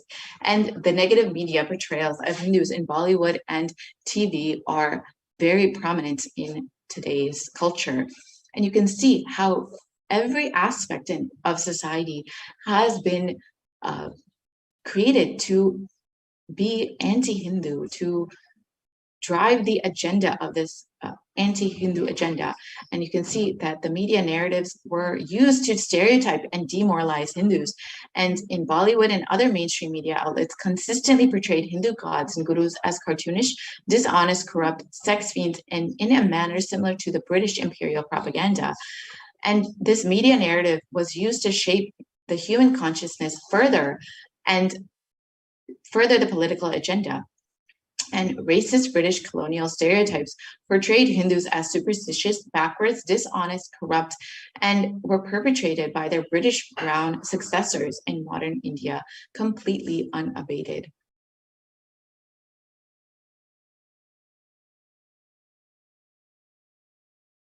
So why do we need to revive the Hindu nation?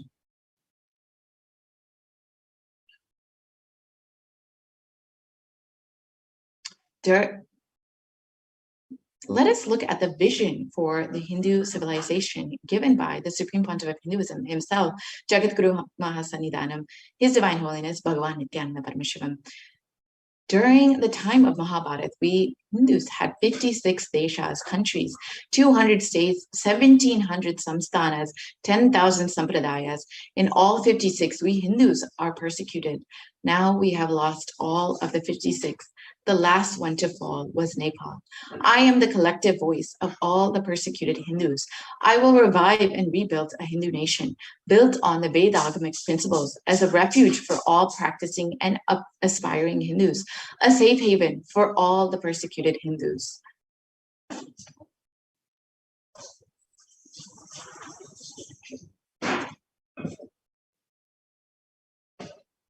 So what is Kailasa?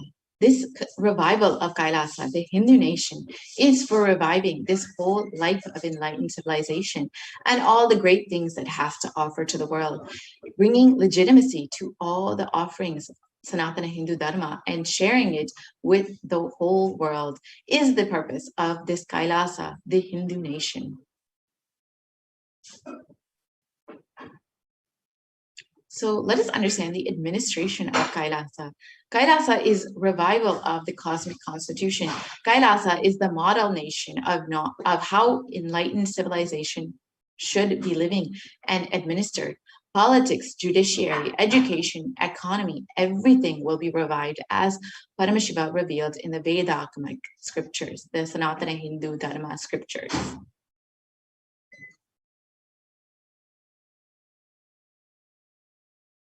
Being one of the most persecuted civilizations, Hinduism is on the brink of extinction, such that the next generation may know about Hinduism only through history books.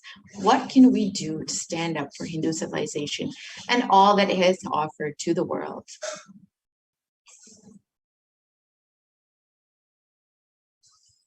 Today, Hinduism is a political orphan. The preservation and restoration of Hinduism's spiritual and cultural heritage is impossible without a national identity. Unfortunately, this is no longer, we do not have the 56 deshas that we once had. Only Kailasa is the only Hindu nation that we have.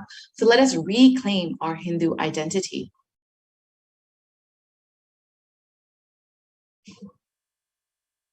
Hinduism is responsible for our successful life. If you are happy, healthy, wealthy, rich, successful, respectable, have a stable family life, have the best mental health, Hinduism is responsible. The Hindu identity is responsible. The Hindu scriptures are responsible. It is the Hindu scriptures which have given us the best mental setup, all the best things we Hindus have. The Hindu scriptures are responsible for our beautiful lives. Hindus are the richest and most successful ethnic group in the world. Hindu scriptures, Hindu lifestyle, our enlightened masters are responsible for this, Hindu thought currents that are responsible for this.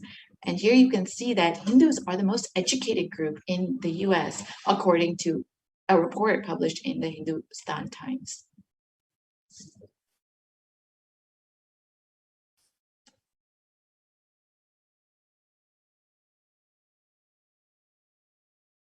So let us reclaim our Hindu identity. It is not just anti-Hindu elements being active, but it is the responsible Hindus being inactive that is responsible for this whole destruction of Hinduism.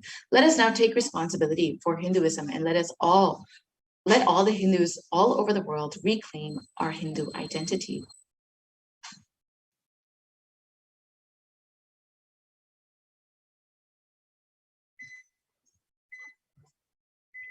So let us understand what is our responsibility as Hindus.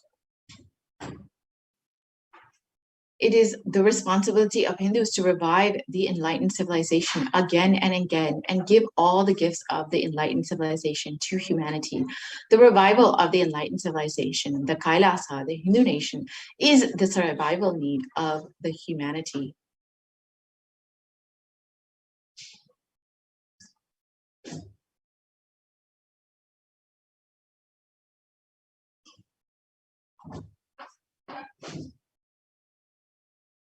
So now is an open invitation to all the Hindus, the born Hindus, the practicing Hindus, those who are sympathetic towards Hinduism, those who are curious towards Hinduism, who want to explore and enjoy Hinduism. Please come and be a part of the revival. You can sign up to be an e-citizen of Kailasa at kailasa.org and avail all of the benefits that Hinduism has to offer to the world. And let us now listen to the Supreme Pontiff of Hinduism's own words of why Kailasa is needed, why the only Hindu nation is needed for humanity.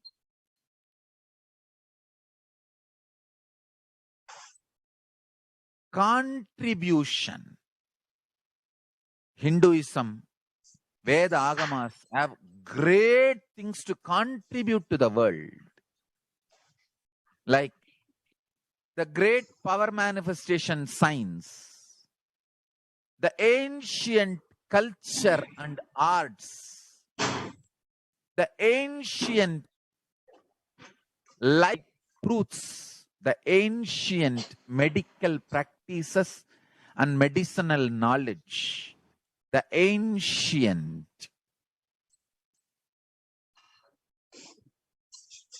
indigenous cultural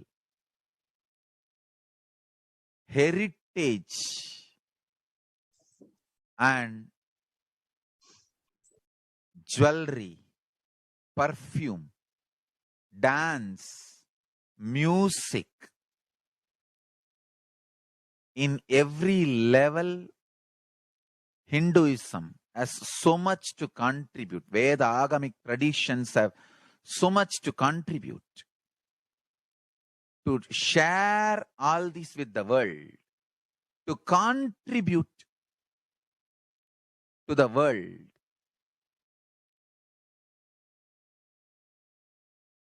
Hindus need to tell the world what they are contributing in every level.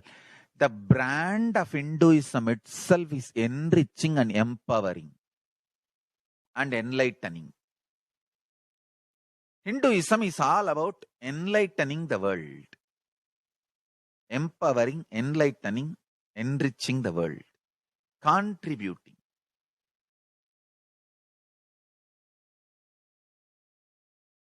That is our spiritual life. That is our spiritual strength. That is our spiritual core principle.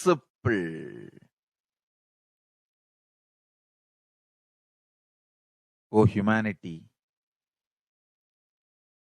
I request you with folded hands, some one corner of the world, if you just give me few hundred acres, I will keep this whole science alive.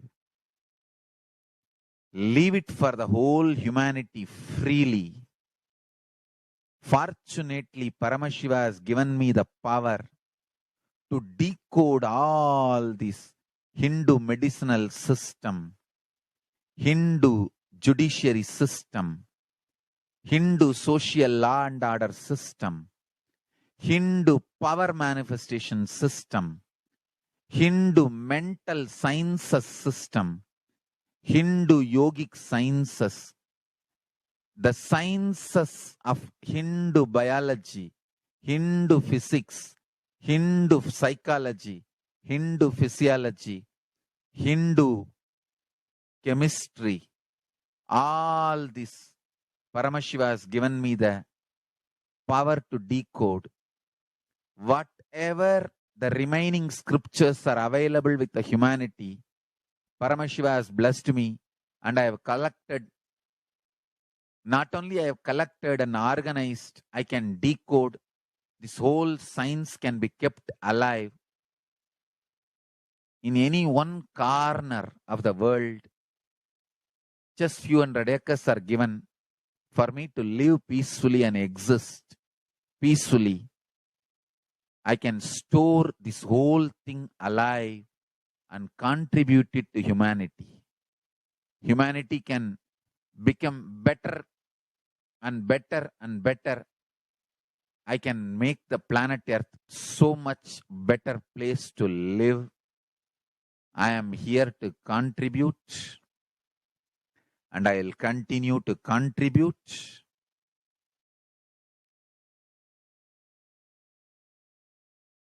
As long as I am allowed to live, I will contribute. I have collected all the remaining available scriptures, maybe 2 crore books. 2 crore means 20 million, I think, books on Hindu physics, Hindu chemistry, Hindu biology, Hindu physiology, Hindu psychology, Hindu law and order, Hindu social system, the power manifestation sciences of Hinduism, yogic sciences of Hinduism. I have collected, and Paramashiva has given me the blessings and power to decode. I have decoded and continuing to decode them. If the humanity, somebody is kind enough to give me few hundred acres in one corner of the world and let me live peacefully, I can keep all these scriptures there and go on sharing with the world, revealing these whole sciences to the world, and go on contributing. I don't need anything other than 1 cup of curd rice every day. That's all. A cup of curd rice per day over. I can go on be giving this to the world. I can add to the world. I can make the world better place to live. That's all I have to say.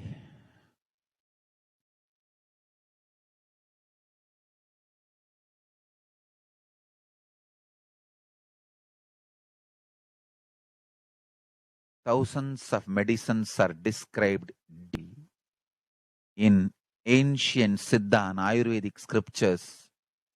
Paramashiva has given me the power to decode them, read them, and properly translate and map them to the modern day human language. And I am ready to work 20 hours a day. I just need few hundred acres where I can sit peacefully and keep this library, run a Gurukul where thousands of people can learn this and share it with the world. Understand?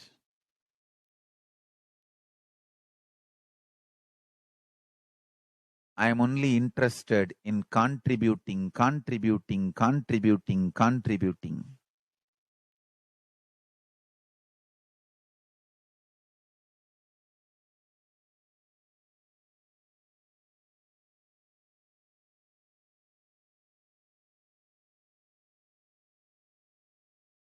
If we can decode all this great knowledge, whole world can prosper from this knowledge. Whole world can enjoy from this knowledge. If I prosper, I will only create a university. I will not create anything else. If the Hindus prosper, they will only create education institutions. Because Hinduism is all about giving, contributing. If I prosper, I'll create university, that's all. Kailasa is all about university, to decode the ancient sciences and share with the world. Understand? Every day I am sitting and going on decoding, writing notes on my books and writing details on my books. whether it is making human beings manifest powers, and I have also now started downloading and decoding the science of making animals manifest powers, whether making people manifest powers or healing.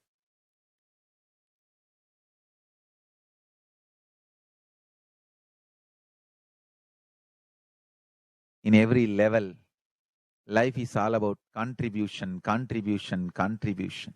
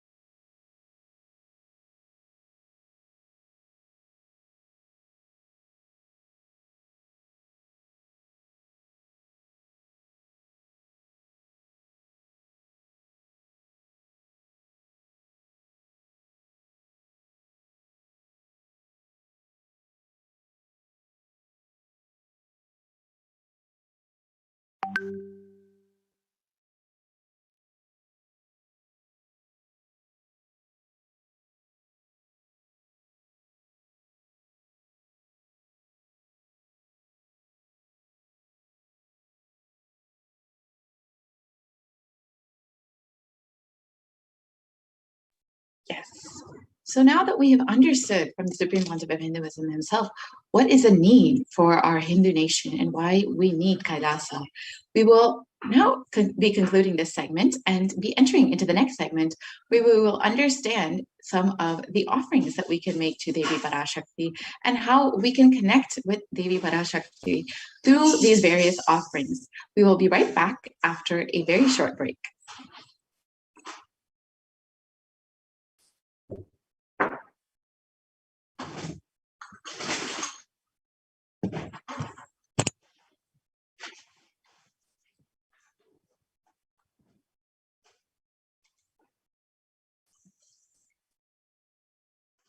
What I mean by the word e-Kailasa, listen intensely.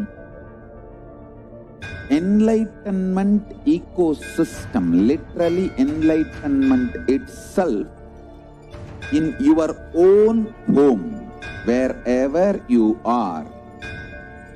If you cannot come to Kailasa, it's okay. Kailasa can come to you. Kailasa coming to you is e-Kailasa.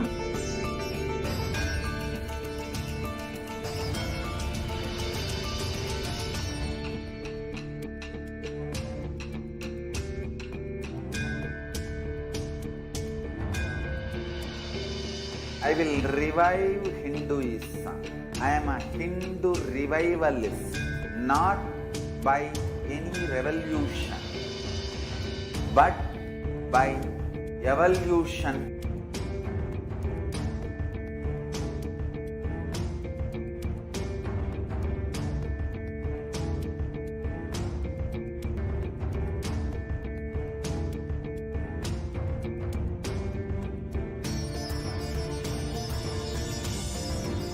And setting model communities.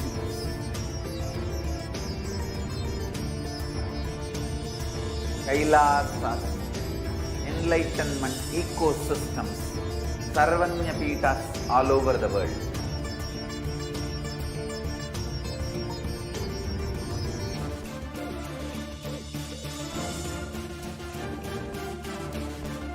All powerful cognition, knowledge, only when you live, power manifestation and possibilities manifestation happens. It's a fundamental truth.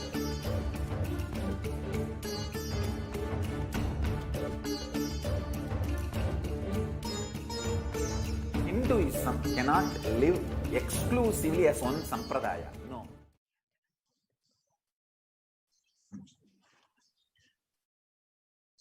Nithyananda. Welcome back to all the viewers.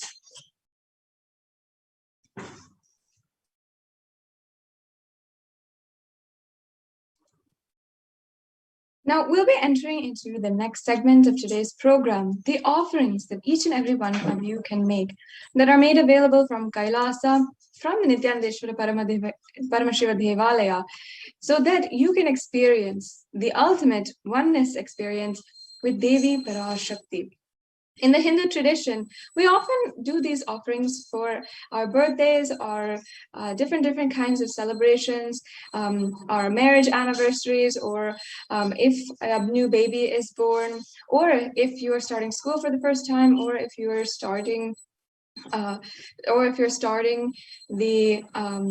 starting school for the first time, or if you're starting a new business endeavor, or anything like that. We often invite God into our lives. We offer our respect, our gratitude for having guided us, protected us, and ensured the most auspiciousness happens in our lives thus far, and we request their guidance further in our lives. And you can really see that an offering is the giving of a divine gift of pure love, devotion, and oneness, and it consists of two parts, giving and accepting. And only when the divine accepts what one offers, the offering becomes complete. Offering is not made out of any fear or greed. As I was saying, it is a beautiful tradition, custom, where we're literally living with God. We enjoy their presence in their lives. We enjoy the presence of God. We enjoy that they are in our lives. We love to invite them continuously, no matter if it is our birthday, or for our even if we are buying a new car or a new device or new something, we always are asking the blessings of God. And we always request God to be in our lives. And that is beautifully what the Supreme Pontiff of Hinduism is revived as the science of living enlightenment, literally practicing the presence of God in our lives. And any offering that you make is a beautiful way that you can have and experience enlightenment. You can experience the ultimate experience of oneness. Now, before we are entering into the next segment of today's program, let us first invoke the presence of Devi Parashakti, Manonmani, who is the beautiful form of Devi Parashakti sitting on the lap of Paramashiva. Yes, I'll just be chanting this Dhyana Shloka. Deeply sit and imbibe the sacred vibrations that I'm chanting in Sanskrit. Literally, even if you don't know the meaning, can literally conjure, can literally invoke the presence of Devi Parashakti amongst us now. So deeply, let us pray as we chant the Dhyana Shloka. Om Induniva Veda Karavahni Nayanam Syat Pankajavaravaya Japakshasara Yuktam Angahima Bhushana Vichitra Vasanam Syat Tunga Mukato Jvala Manonmani Swarupam. And the English translation.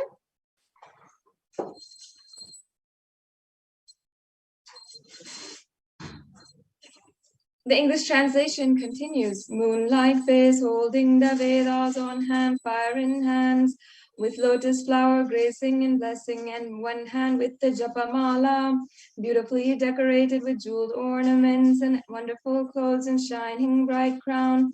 Her name is Manonmani.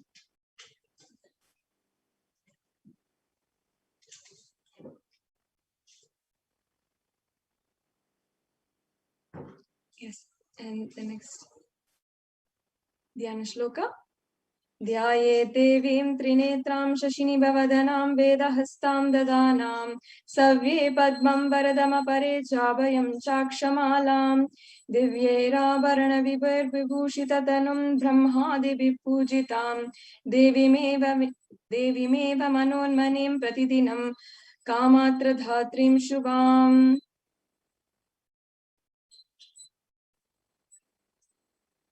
And that English translation, I meditate on Devi with 3 eyes glowing like the moon and holding the Vedas, lotus and gracing with blessing and gracing hands. She is wearing beautiful ornaments and she is worshipped by Brahma and other many gods and showers auspicious boons for all actions every day.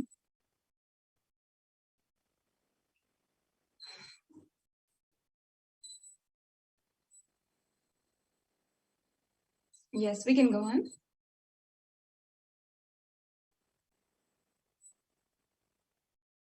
So now, before we enter, having thus invoked the divine presence of Devi Parashakti right now with these chants, let us now understand, before we enter into the exquisite array of offerings that we have for each and every one of you to do today, we can enter into the segment by understanding the significance of the divine element gold. And many of these offerings, as you will see, are in gold. They are offerings of gold jewelry. And you will see that even many of these divine offerings have Western equivalents, if we can say. It's not, and Western society has taken these jewelries, these ornaments, and implemented them in that society. But the significance, the higher context, the spiritual and sacred powers are all actually not lost and not known to the world. That is what the Supreme Council of Hinduism is emphasizing in reviving, bringing back the sacredness of each and every one of these offerings. And we must understand the sacredness of each and every one so that we can understand really the true importance of these offerings to Devi Parashakti. And many of you know and can experience or can relate with, understanding the value of gold. We might understand it superficially in an economic way or as a very valuable and precious metal. And we often give it as a gift when we are on Mother's Day, Father's Day, or on birthdays or weddings. We often give gold as a gift, and we know that it places value on a relationship. But what kind of value? How does it really give that value? It's not just economic. It's not just currency value that gold has. It actually has a sacred and divine property. And in fact, in the Atharva Veda, one of the scriptures of Sanatana Hindu Dharma, one of the oldest scriptures, a part of the Chaturveda, there is a verse where it describes the virtues of gold. And I'll just be reading out here the English translation. As you can see, the Atharva Veda, chapter 5, line 28. And it says, triply born by birth is this gold. From the atoms of Agni is one. It becomes dearest to Agni. One fell away from the Soma when it was heard. One they call the seed of virtuous and powerful Apaha, watery molecules. Let that triple gold be for your long life.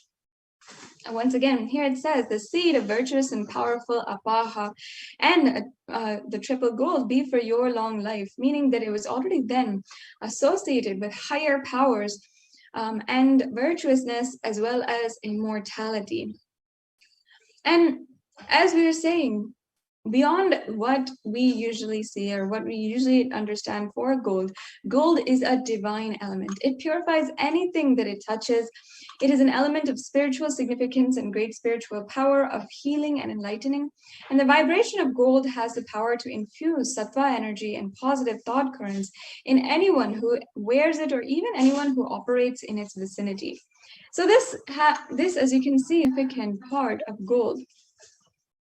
And thus, gold is present in all of the scriptures, the Vedas, Shrutis, Smritis, and Itihasas, in all of the Hindu Puranas, the Hindu scriptures. It is abundantly displayed that gold is the most auspicious and purest metal, which purifies our being.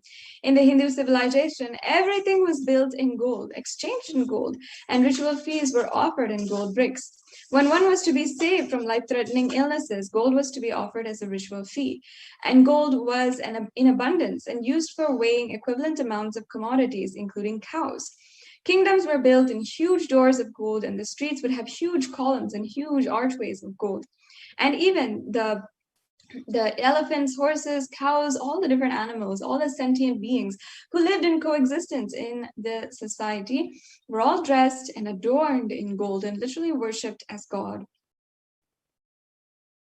So as you can see, gold has so much of significance in the Hindu civilization, and it thrived on the banks of rivers of gold. In fact, the Indus River was called the Hiranyamaya, the river of gold in the Rig Veda, and the river Saraswati was called the Hiranyavartani in the Atharva Veda.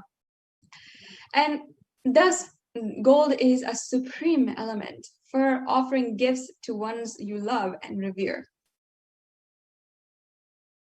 So, and temples are constructed and paved in gold, deities are made in gold and decked and adorned in gold. And because it preserves the enlightenment energy forever, for literally thousands and thousands of years.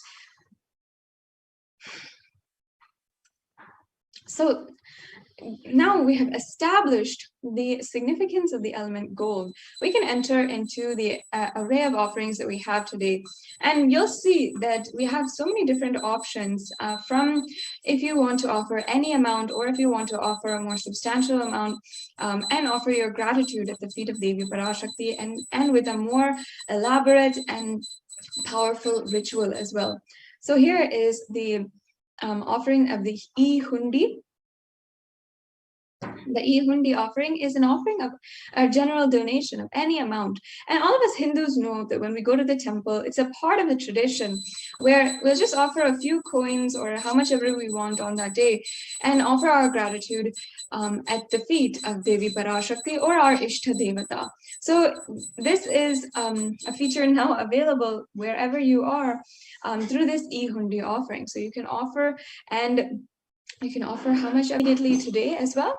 And you can offer through the registration forms with credit card or debit card, or you can offer through credit card, debit card, or PayPal through the YouTube Super Chat. And we will be going over how you can offer that later. But let us now chant the verses where it refers to Devi Parashakti as the one who removes all fears. Sorry, we can go back to the previous slide.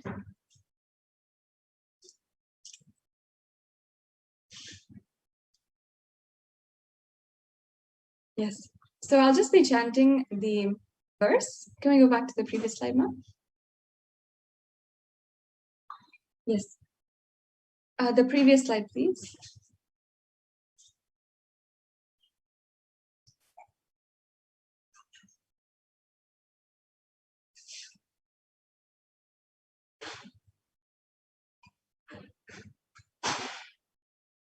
And the slide before that.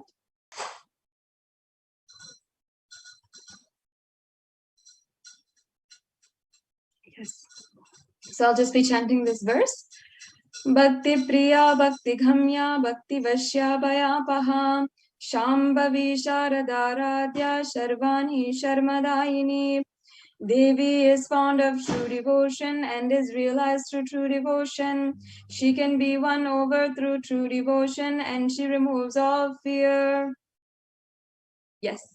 So as you can see, if you have any fear in your life, you can be sure to offer your everything, and Devi is going to remove that just through this very simple offering today. So you can just drop all your fears, surrender at the feet of Devi Parashakti, and you'll be able to surrender ultimately and experience oneness with Devi Parashakti. In fact, it is stated that Devi likes to be worshipped in autumn. And here it is not meant the autumn of our lives, but when it is not meant like the seasonal autumn, but the autumn of our lives, when thoughts turn more and more inwards. The role of the divine is known and understood clearly. The need for Devi worship becomes stronger. So, as you can see, we have a breakdown here. The Shambhavi is actually the consort of Lord Shambhu. Sharadharadhya means the worship of Sharadha. Sharvani means the wife of Lord Shiva. And the Linga Purana says that Lord Shiva is called Sharva in his earth form. And Sharmadayini, Devi who bestows happiness on his devotees. So you can offer this offering today. It's a very easy offering as well.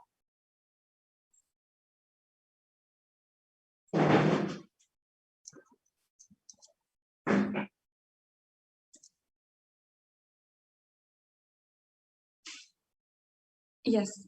So the next offering is the Sankalpa chanting. In the Hindu tradition, we have a beautiful tradition to offer the Sankalpa. And the Sankalpa is a mantra or a chant which has and bestows and has the power and bestows, blesses every devotee with so much of auspiciousness. And the mantra itself has blessings embedded within its lines of going beyond fear, greed, lust, and manifesting Shaktis, manifesting beautiful powers, and also achieving the space of oneness with Paramashiva, Parashakti, and at the feet of the Supreme Pontiff of Hinduism himself, the Nijavatara, who is gracing us with the Devi Parashakti darshan every single day. So this Sankalpa chanting offering is referred in the Devi Mahatmyam, chapter 12, verse 34, where it says, the goddess enchants this universe and she herself gives birth to this universe. That goddess, being prayed without interest in anything, gives that knowledge that leads to salvation and gives wealth in the materialistic sense. So the offering of this Sankalpa, the conscious resolution, blesses the person offering with all fruition of the desires and wishes which he is yearning for. The next slide, please.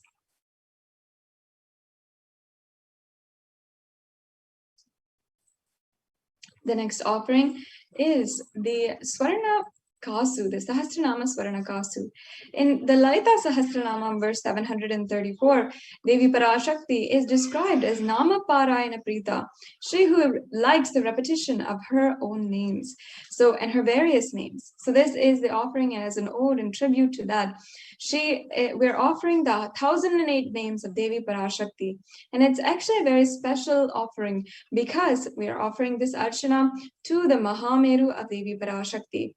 You can offer the gold coin inscribed with each of these 1008 names and receive the blessings to have the Ananta Kalyana Gunas, all of the divine qualities of Devi Parashakti. So if you'd like to go ahead and proceed with any of these offerings, you can go to tiny.cc/Devi-offerings. If you want a little bit of help and you're not sure how to make the payment, then you can stay tuned and we will be going through how you can pay in just a few minutes. We'll now proceed with the next offering. This offering is the Mukta Anguti, the pearl ring. And I'll just chant the verse here. Muktaharanala satkirita ruchiram purnendu vaktra prabham shinjannu purikinkini manidaram Padma Prabhavasuram Sarvabeta Palapradam Girisutam Vani Rama Sevitam Meenakshim Pranatosmi Santatamaham Karunyavaram Nidim. And the English translation says, I bow down to the goddess Meenakshi, whose crown has garlands of pearls and face shining like the full moon, who wears anklets that are studded with gemstones and has small bells, who is shining like the splendor of a lotus, who grants all wishes, the daughter of the mountain, and who is worshipped by goddess Vani and Rama. I remain ever bowing to the goddess Meenakshi, the ocean of compassion.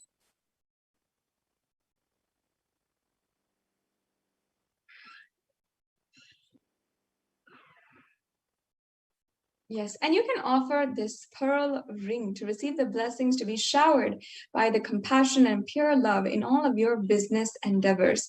Devi Meenakshi is the one who literally manifested Kailasa on planet Earth and ruled the whole 56 deshas as one civilization under one rule. So from her itself, the sovereign queen, the divine sovereign queen, you can receive the blessings to fulfill your highest ambition. The next slide, please.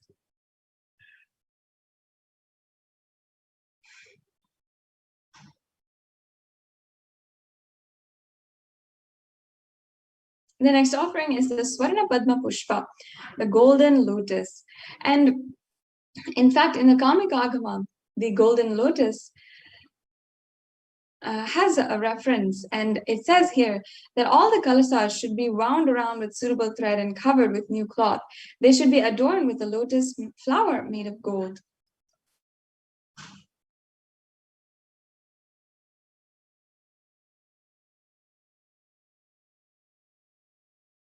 And in fact, there are hundreds of scriptural references for the using lotus in the worship of Paramashiva. And not just the worship, but also in the arts and architecture, everything has something to do with the lotus. And even the representatives, even all the chakras are represented as lotus. So in fact, the Shakti of Paramashiva is also called the lotus. And the base of the Paramashiva Linga is also the lotus. And the disciple of Paramashiva is also considered as a lotus. So you can offer this golden lotus in any size that you wish, to be blessed to have the state, space, powers, and being of Devi Parashakti in your inner space amidst any and every adverse situation in your life.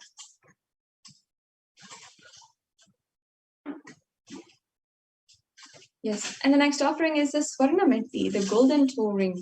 The toe ring is actually a very sacred, a very ancient Hindu custom, which is adorned on the feet of married women upon their marriage. And upon their marriage, they are literally given this toe ring with a ritualistic ceremony. And in that way, they are worshipped as Devi Parashakti. And in that ceremony, they are literally invoked as Devi Parashakti.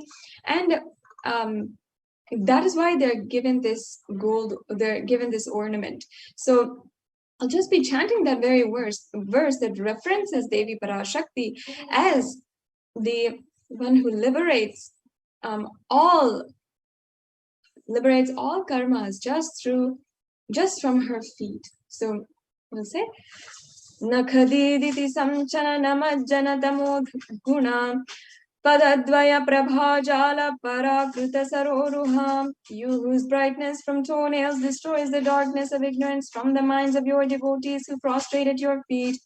You whose brightness from your 2 feet overpowers that of the lotus flower.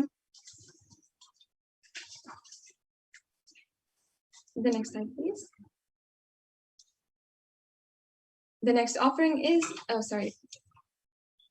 So yes, you can offer the toe ring to Devi Parashakti, adorning her sacred feet to be in constant gratitude for receiving her blessings, even in the most difficult aspects of life.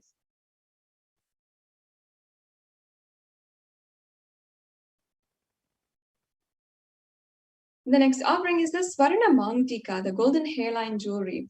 And this is another offering which is a traditional piece of jewelry. And in fact, this Mangtika goes from the crown of the head to the forehead, and sometimes it spans the entire head as well. And this is referred in the sacred scriptures where Devi Parashakti is described as Shuddha Sarabhi Varshini, meaning she who makes the nectar flow in all of our nerves from the Sahasrara, she who gives the very pleasant experience of the enlightenment. The Mangtika represents the nectar flowing from the Sahasrara chakra, which is fully opened. The Sahasrara chakra is the chakra at the crown center. And literally when that lotus is in bloom, and when that lotus is fully ripe and blooming, the nectar which is flowing from it is described as represented by the Mangtika. So you can offer the Mangtika to Devi Parashakti and receive the blessings of achieving the blissful state of overflowing gratitude and the space of complete completion. The next slide, please.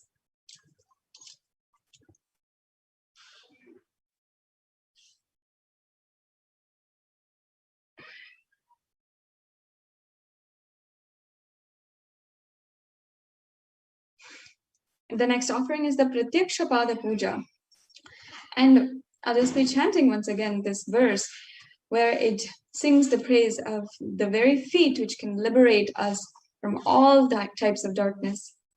Nakhadiditi samchana namajjana tamoguna padadvaya prabhajala parakrita saroruha. The illumining splendor of Devi's toenails dispels the darkness of ignorance in devotees prostrating at her feet. Her feet defeat the lotus in beauty. Now, in Shlokam number 83 of the Saundarya Lahari, which states that the nails that have been sharpened by constantly being touched by the crowns of celestial beings who always prostrate before Devi. Tamoguna here is darkness, and in this stotram, tamas is indicative of ignorance in the minds of devotees. By constantly prostrating before Devi, their ignorance is removed and they attain ultimate knowledge. Offering the Pratyakshapada Puja is the most precious offering that you can offer at the feet of the Supreme Pontiff of Hinduism and Devi Parashakti. You will be able to manifest whatever you want in your life through this offering. The next offering is the Vastra Seva. Again, this offering is at the feet of the Supreme Pontiff of Hinduism, which offers you any kind of protection that you want and gives you the assurance of the protection of the divine. The next slide, please. So this brings us to a conclusion of all the different offerings that we have today. You can see we have a summary table here in the next slide. The E-Hundi offering, the Sankalpa chanting, the Devi Sahasranama Kasu, the Mukta Anguti, the Swarna Padma Pushpa, the Swarna Mitti, and the Swarna Mangtika, the golden hairline jewelry, the Pratyakshapada Puja, and the Vastra Seva.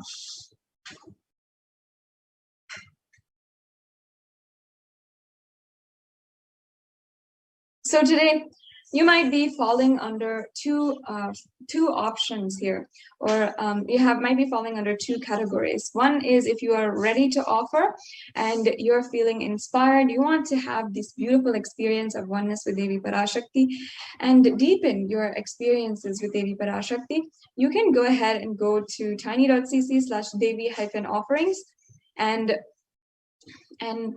you can offer these offerings. And you can go ahead with the payment link. After you're done with the payment, please ensure that you are filling out the Sankalpa 2021 form. And this form is extremely important in order for you to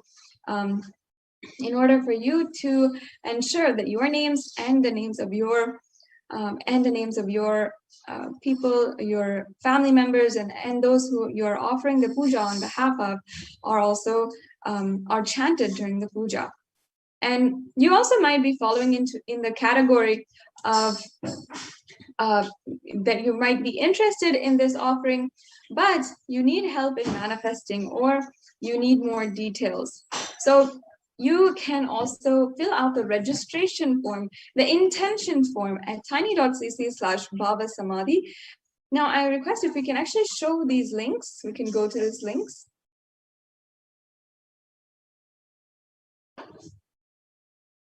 We can go to the tiny.cc/Devi-offerings link.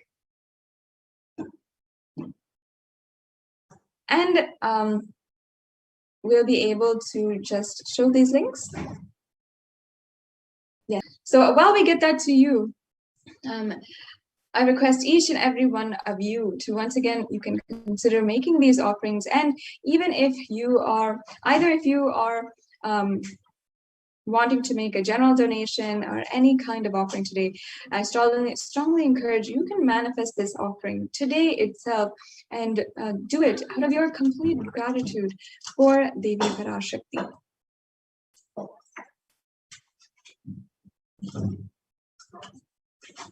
So we'll just be getting those links right to you.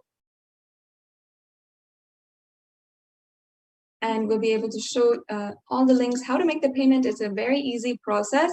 You'll just need to go to the link provided. You can select in the drop-down menu the payment that the offering that you'd like to make, then proceed to checkout.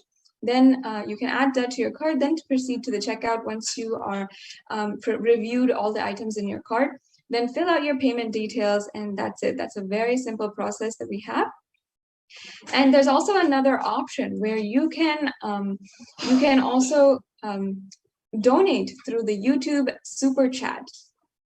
YouTube Super Chat is another feature where if you are a member of the our YouTube channel, Kailasa's HDH Nithyananda YouTube channel, you can become a member, and then you can click the $sign in the right-hand side below the chat, and make a donation through the super chat option or the super sticker option. So this brings us to a conclusion of today's segment, in today's program. We'll now be entering into the next segments, where we'll understand from the representatives and administrators of the Adi Kailasa Nithyananda Peetham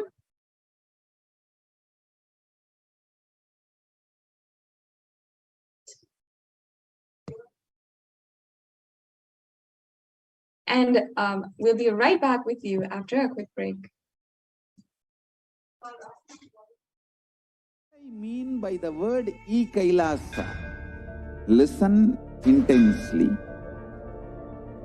Enlightenment ecosystem, literally enlightenment itself, in your own home, wherever you are. If you cannot come to Kailasa, it's okay. Kailasa can come to you.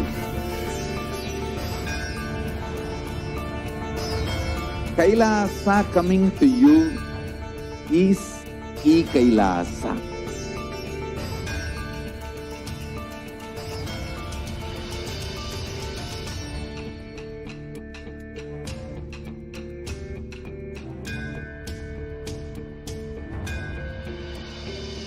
I will revive Hinduism. I am a Hindu revivalist, not by any revolution, but by evolution.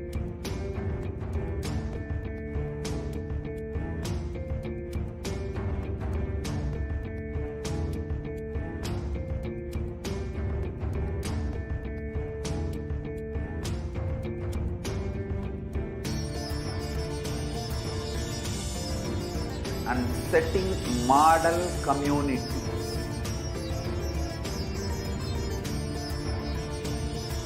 Kailasas, enlightenment ecosystems, Sarvanya Peethas all over the world.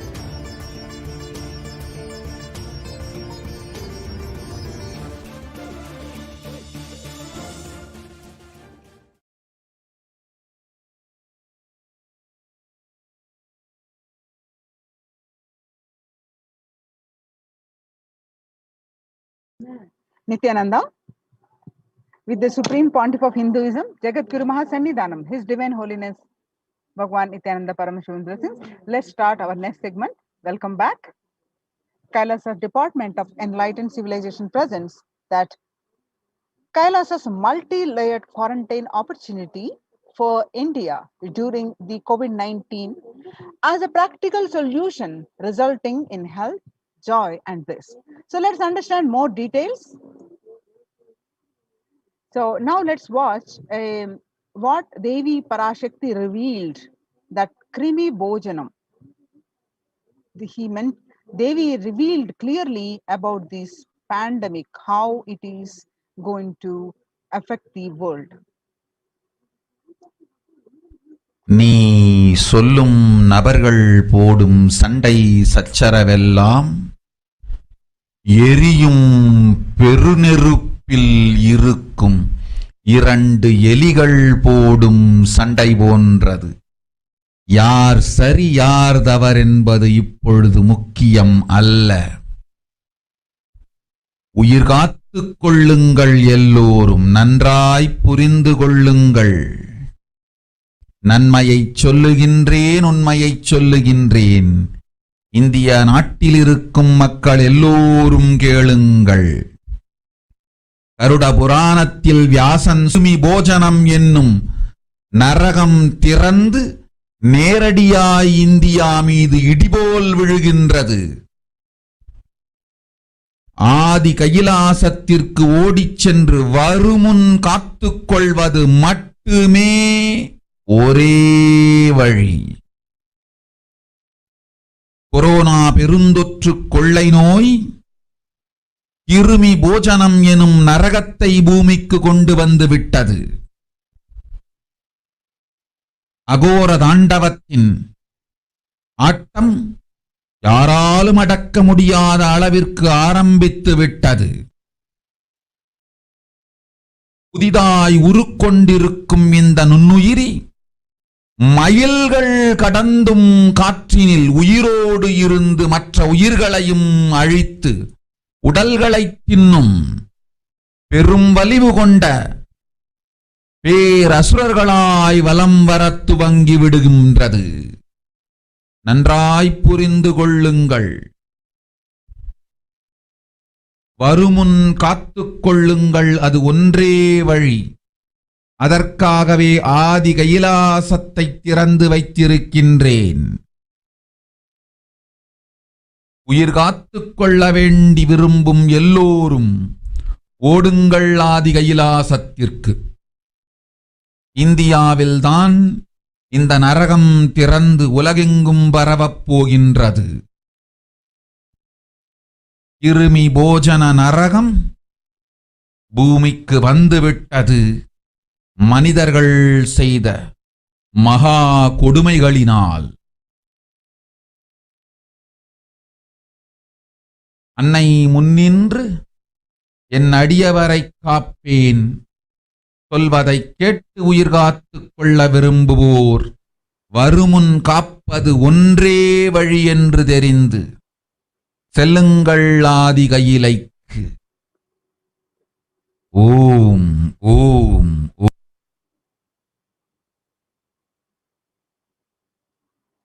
The translation of this revelation on 31st May 2021, Devi revealed that everyone in India, all of you listen. The hell of Krimi Bojanam. Krimi is the micro insect and Bojanam is the food. That was mentioned by Vyasa in Garuda Puranam. That has opened and is directly falling on India as a thunder, running to Adi Kailasa and protection. From it is the only way. Deadly corona, life-taking disease has brought the hell known as Krimi Bojanam to earth. The dance of Aghora Thandava, which no one could control, has started. This microorganism that has formed will be alive in air for miles together. Destroying other souls, it will eat bodies. It has started roaming as great demons with tremendous strength. Understand properly. Prevention is the only way. For that, I have opened Adi Kailasa. For those who want to save their lives, all of you run to Adi Kailasa. Only in India, this hell is going to open and is going to spread to the whole world. The Krimi Bojanam hell has come to the earth because of the suffering done by humans. Mother, I will protect those who are at my feet, those who listen to me and wish to save their lives, learning that prevention is the only way. Go to Adi Kailasa. There are various scriptural references for this Krimi Bojanam. Krimi Bojana is one of the 28 hells described in the Hindu scriptures. That were people are sent to suffer in a pit to be eaten up by the worms. In Garuda Purana, one of the chapter, cosmogony of hell and the nether regions. In Devi Purana, Devi Bhagavata Purana, chapter 21 on the narrative of hells. And in chapter 22 on the narrative of the sins leading to hells. In Shiva Purana, chapter 16, uplift from the hell, which is section 5. And in Skanda Purana, chapter 12, redemption from hells. In chapter 2, the merit of visiting Setu. Chapter 30, the glory of Dhanushkoti. In the Brahmanda Purana, chapter 20, the hells in nether regions, and chapter 106, sufferings in hell. In Padma Purana, chapter 48, section on the nether world. So these are the various references on the Krimi Bojanam. So having said that, now see what the situation across the world on this pandemic race. You can see the statistics across the world due to this pandemic. Total deaths so far is 3 million and total confirmed cases are close to 140 million. And latest daily figures are 12,744 to, that is 56 days constant trend, and latest daily figures are of deaths are 12,744 deaths on a day-to-day basis, and latest daily figures of the cases, confirmed cases, on 837,000. So the current state of the world of more statistics, and up to the last month, these are the cases, and you can see various statistics.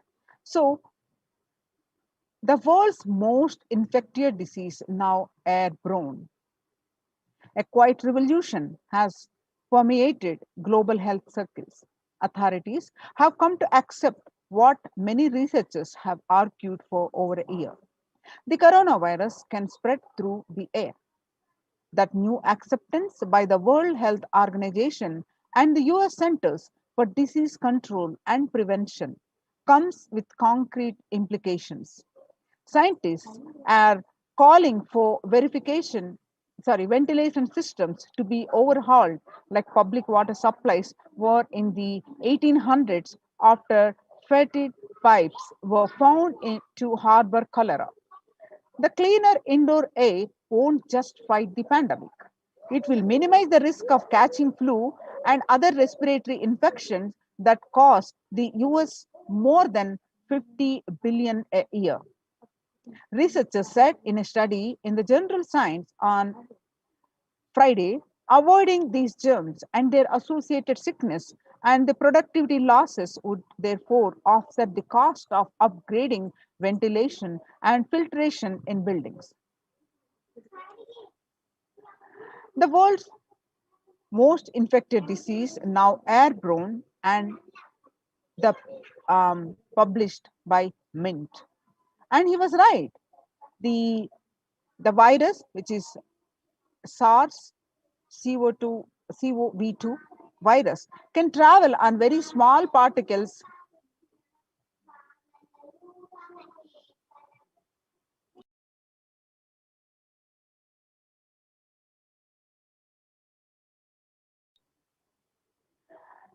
but can build up inside. Indoors, these particles can affect people who stay more than 6 feet away.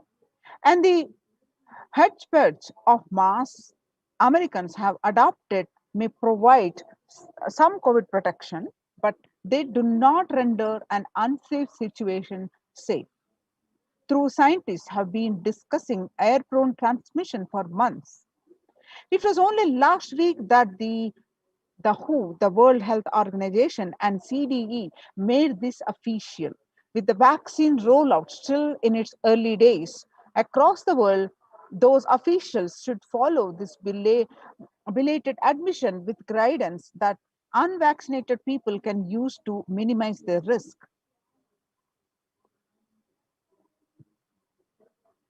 In a letter, the Hindu explained, the newspaper, airborne transmission of COVID-19 a risk. In a letter, what have scientists told the World Health Organization? How does the disease pass from one person to another? The story so far is on Monday, July 6th, 239 scientists from 37 countries put their signatures on an open letter that said COVID-19 is also transmitted via aerosols. Titled, "It is time to address airborne transmission of COVID-19." An address to the World Health Organization, they said that there was enough evidence to show that viruses are released during exhalation, talking, and coughing as micro droplets small enough to remain aloft to and pose a risk of exposure at distances beyond 1 to 2 meters from someone who is infected. Over 3 to 6 feet recommended for physical distancing between people to avoid transmission. You can see the various statistics starting from Tamil Nadu. The confirmed cases are on a daily basis 10,072 and then active 9,099. Recovered are only 26. And the more statistics you can see in Tamil Nadu, and the Times of India published the statistics on the region, Chennai region, north, south, and zonal wise the regions, the cases, and you can see the various statistics of daily cases and recoveries, deaths.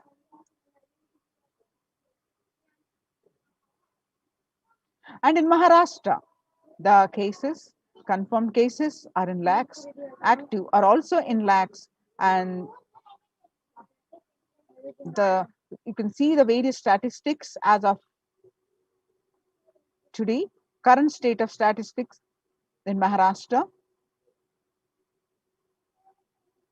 Mumbai, and case summary in Mumbai, what it was in June 2nd, 3 lakh cases per day to 7 lakh cases, active cases per day.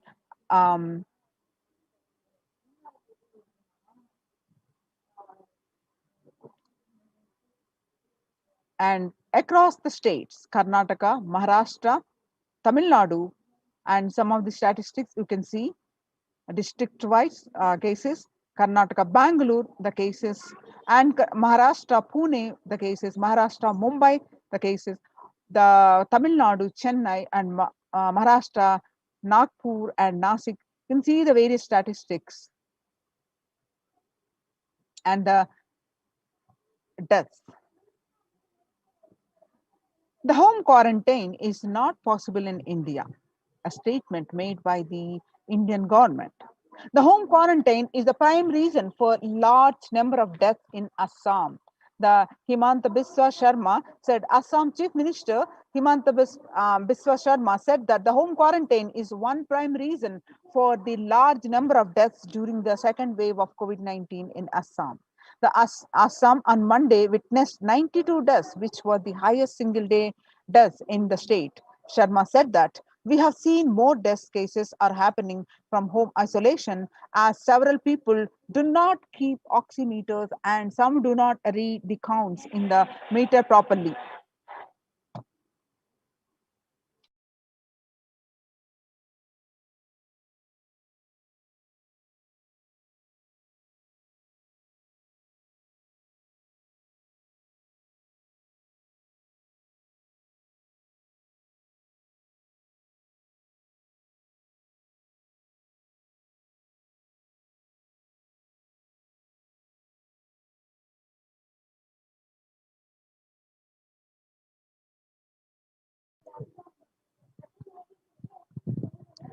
Maharashtra government on Tuesday announced that the decision to stop home quarantine in 18 districts, which show higher COVID positivity rate than the state's average.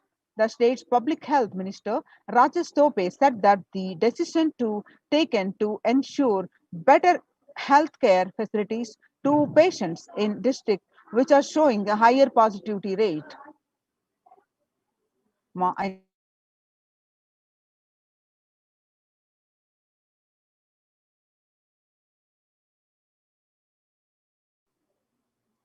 About 41% of the homes have just a single room, which is shared by about 5 persons.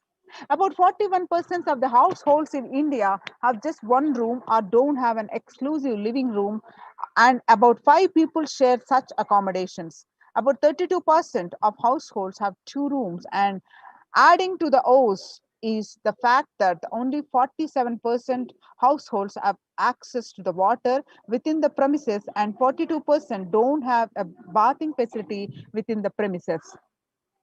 So that is the reason why on home quarantine is impossible for the majority of the Indians.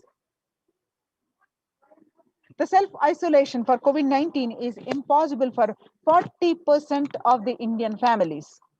In order to utilize India's healthcare infrastructure optimally to manage the expanding fallout of coronavirus, the central government on 27th April signaled a change in approach from mandating that every person who tests positive for the virus be moved to isolation beds in dedicated hospitals or units. The government allowed home quarantine for those with mild symptoms. The key additional condition was that their house should allow for self quarantine. That in India is easier said than done. According to the census 2011, about 42% Indian households were living in houses where an average three or more people were sharing a room. In the context of coronavirus, this challenge of physical distancing is greater in rural areas, that is 45% of the households, than in urban areas, 35% of the households. Only one state, Kerala, is looking relatively dignified on this metric. And all districts reporting at least 250 cases have anywhere between 34% to 54% households averaging three or more to a room.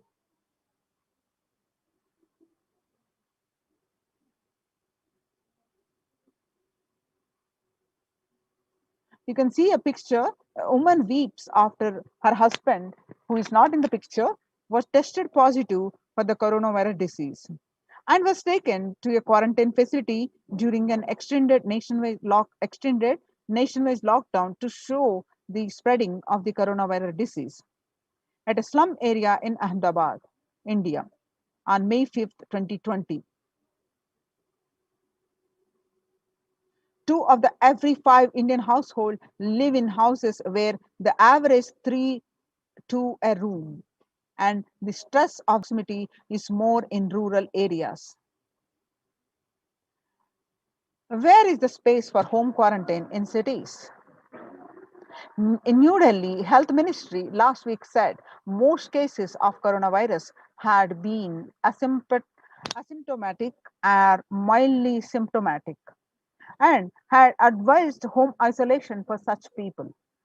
It also said that 65% cases across the country were reported from the metros and big cities.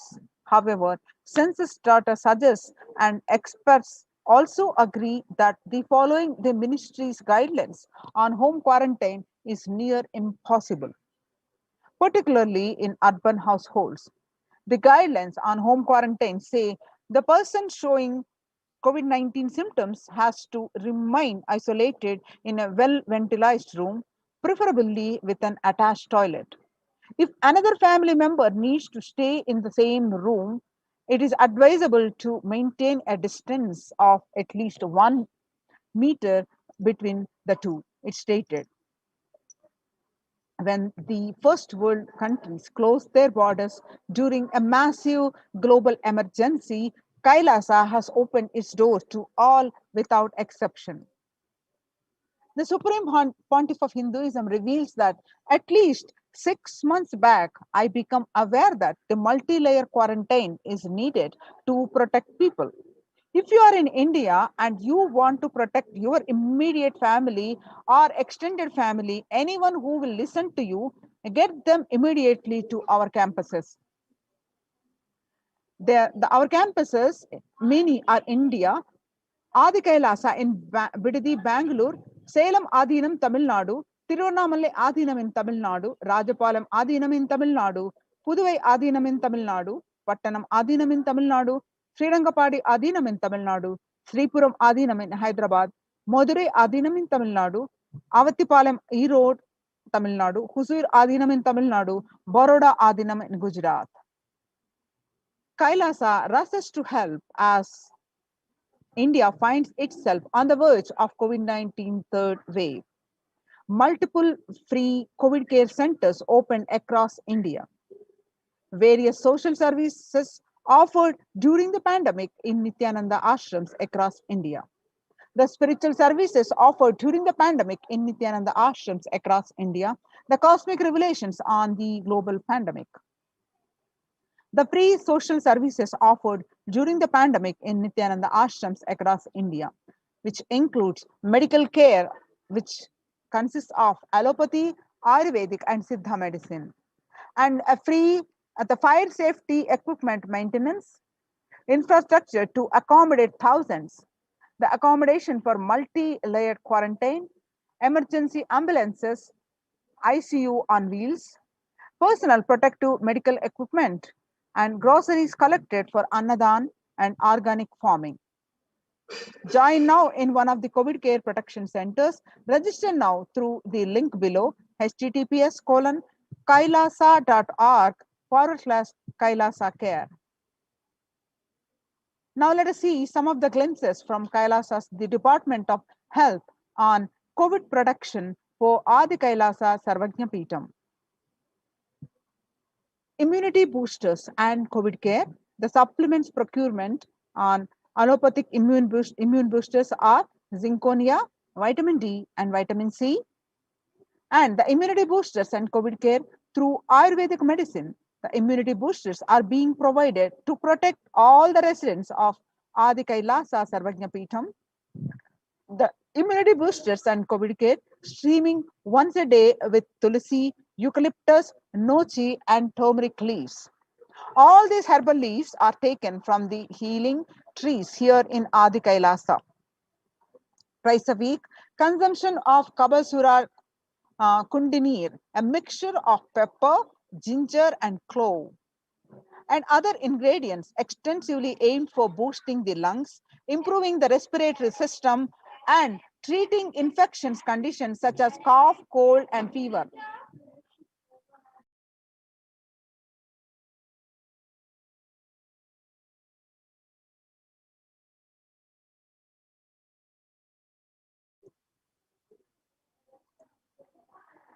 The Neelavembu Kundinir to be taken once a week, the Agastya Leham 5 days, and Talisadi Vatakam 3 to 4 tablets per day for 5 days, and Indu Gunta Kashayam, Amritottara, the Kashayam, both for 5 days, 1 teaspoon with 50 ml warm water, and Sudarshana Gulika once every 5 days, and gargling with salt and turmeric twice a day, and spiritual routine Panchakriya, Haritaki, castor oil, neem juice, Pratama Vinyasa Krama, the yoga, and Trinetra Kumbhaka and Puja.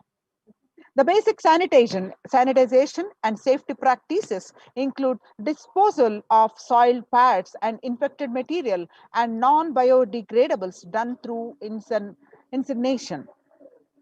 The RO water systems for drinking water, the cleansing and sanitization of overhead tanks, regular deweeding, maintenance and repair of electrical circuits, and communication facilities for safety of the residents, and compost pit falling with biodegradables. The diagnosis COVID care quarantine methodology includes immediately upon arrival to the campus, occupants will be quarantined for 15 days. The swab test, the RT-PCR test to be done on day 5 of quarantine. All food handlers to be wearing masks and gloves and keeping distance. Disposal of waste food to be done with gloves and masks. Disposal of gloves and masks by the incineration, and in case of emergency, protective kits ready at hand to take a COVID positive potential to hospital. The hand washing and infection control, washing hands as often as possible, thoroughly with the soap and water or with alcohol-based hand sanitizer. Avoid sharing any item, that is example, dishes, drinking glasses, cups, eating utensils, towels, bedding, or other items with other residents in the Adhinam. The mask protection. Wear a mask at all times when and if exposed to vendors or outside people. Double layer cotton masks should be changed every day up to 24 hours. and can be reused after washing with detergent and sun-dried. If it gets wet by saliva, secretions, or sweat, change it or wear a dry mask. The wet mask can be stored in a sealed plastic cover and washed with a detergent and reused later. You can see the picture here. And the face shield. A face shield will be provided as an extra protective wear for people at the gate, interacting with the vendors, outsiders. Use of hand sanitizer, hand washing, regular steaming, taking of preventive kashayams, turmeric salt water gargling, and bathing with washing of clothes with history of any exposure. If symptoms appear, the cough, fever, difficulty in breathing, he or she should immediately inform the medical person in charge immediately. The standard operating procedures include quarantine rules. First line of quarantine, the people in the first circle who are in contact with the vendors. Area of stay conform to the outermost area where the communication with the outside is happening with the vendors, etc.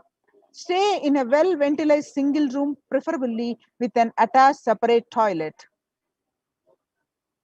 Person should not come into contact with inmates of Adhinam, especially elderly people, the pregnant woman, children, and persons with comorbidities, that is hypertension, diabetics, heart problems, asthma, etc.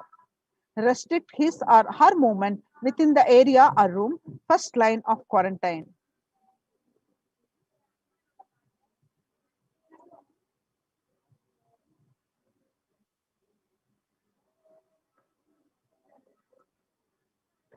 The standard operating procedures are delivery of packages. All parcels received at the gate should be sanitized, spraying with disinfectant. All deliveries will be contactless delivery. Wearing of face coverings and hand gloves are mandatory if contactless delivery is not an option, or request the delivery to be left in a protected and isolated place. The outer packaging of the item or product will be disposed before it enters the Adhinam. Packages will be quarantined before all the delivery bags, boxes, containers will be thrown away after transferring the items to their respective places. All surfaces of the package will be cleaned with a simple disinfectant and left to dry. All hands which are handling the packaging will be thoroughly washed with soap and water or antibacterial solution frequently.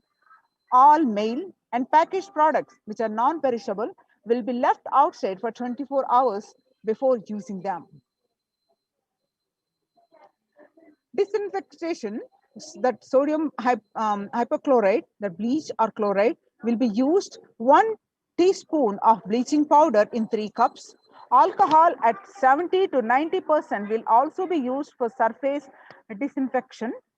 Clothes to be washed separately with detergent and dried. Sharing of items is strictly prohibited.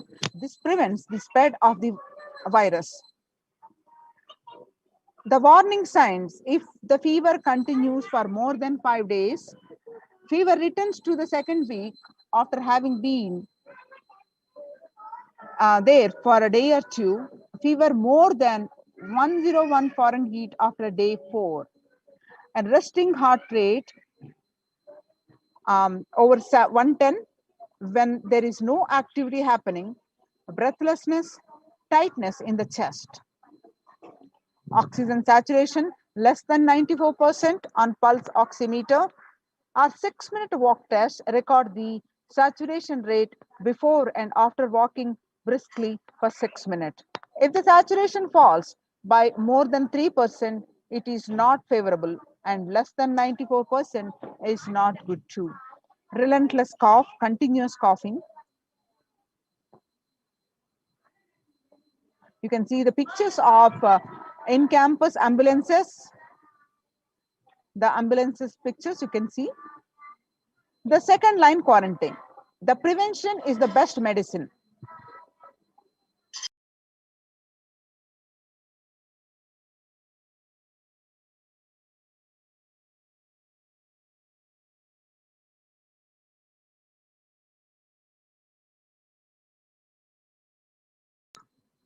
Prevention is the best medicine. In the second line quarantine, people who come in as newly will be given a separate room with toilet facility. Under no circumstances will they exit the room. Their designated quarantine person picks up the food after the person who serves the food is at safe distance of 6 feet. The food will be placed outside the door. The monitoring the quarantine, monitor the temperature, pulse rate and oxygen saturation levels once a day or more often if the person is symptomatic. Please speak with the medical team. Take paracetamol if temperature is more than 99 Fahrenheit. Ensure good hydration. Have a nutritious diet and steam inhalation twice daily, and salt and turmeric hot water gargling twice daily. Ayurvedic and Siddha medication will be given as per the instructions. Doctor will be contacted if there is worsening of symptoms for specific management, which could be further consultation, investigations, and treatment. Residents will be asked to continue taking medications if they are on a blood pressure, sugar, heart elements, etc. Doctors will be consulted if comorbid conditions pose a higher risk. Residents on medication will be asked to bring 2 months of supply till the Adhinam is able to organize the medications for them. Residents will be asked to take a long deep breaths, pranayama, lie in prone position on the tummy as much as possible so that the lungs expand well. If there are no symptoms, the person will come out of quarantine after a total of 15 days. The test will not be repeated if clinically well. If there are symptoms, the person will need to be retested and need medical opinion and necessary investigations and treatment. The common symptoms which will looked out for: fever, sore throat, fatigue, excess tiredness, cough, mostly dry and wet cough in some, and body aches, headaches, loose stools, vomiting, loss of sense of smell, loss of sense of taste, exhaustion, giddiness, and fainting. Previous mentioned symptoms will be provided with immediate evaluation and hospital care. Early detection of these warning signs and identifying the timeline is very crucial for better outcome. These will be monitored very closely and is the most important thing that needs to be done. Identifying day one of symptoms is a very crucial in the management with respect to monitoring and treatment protocols. Day one would be when the very first symptom started. Investigate for the possible source of contact. All the people who have come in close contact 3 to 6 feet range with the primary case in the last 3 days need to be isolated separately and monitored for the symptoms as well. Infectivity starts 0 to 3 days before the onset of the symptoms, and the infected person sheds the virus till 9 days. Any of the above symptoms in various combinations signals the possibility of COVID, even though the same symptoms can happen with any viral infection in a pandemic, and it is to be considered as the possible diagnosis until proven otherwise. The rare presentations are known: rust, rash on a body, bluish discoloration of the fingers and toes, sudden onset of breathlessness, heart attack, strokes, paralysis of the limbs. Any suspect case should be immediately isolated.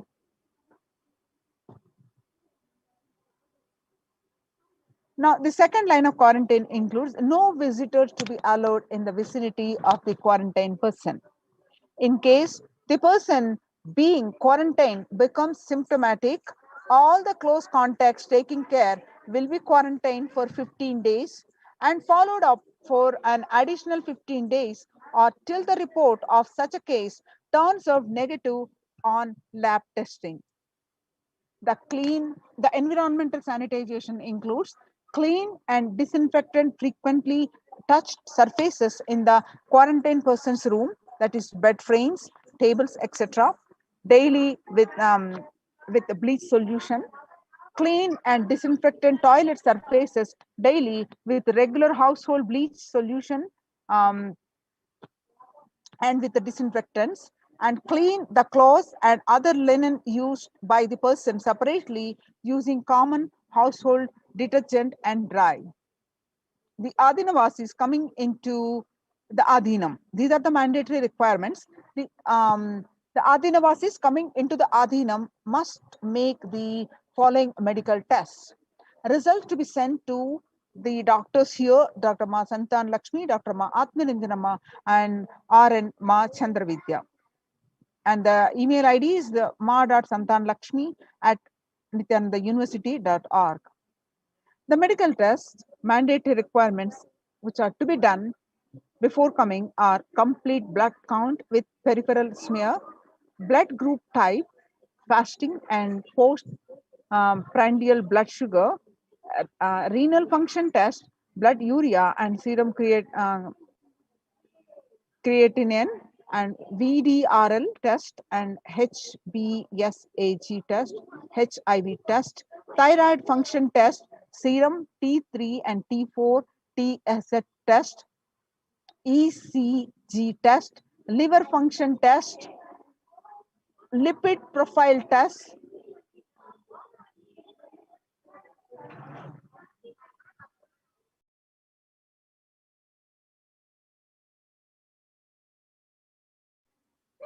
medical test. Please get your RT-PCR test for COVID-19 taken 2 days before coming into the Adhinam and send it to the previous mentioned email address to get clearance.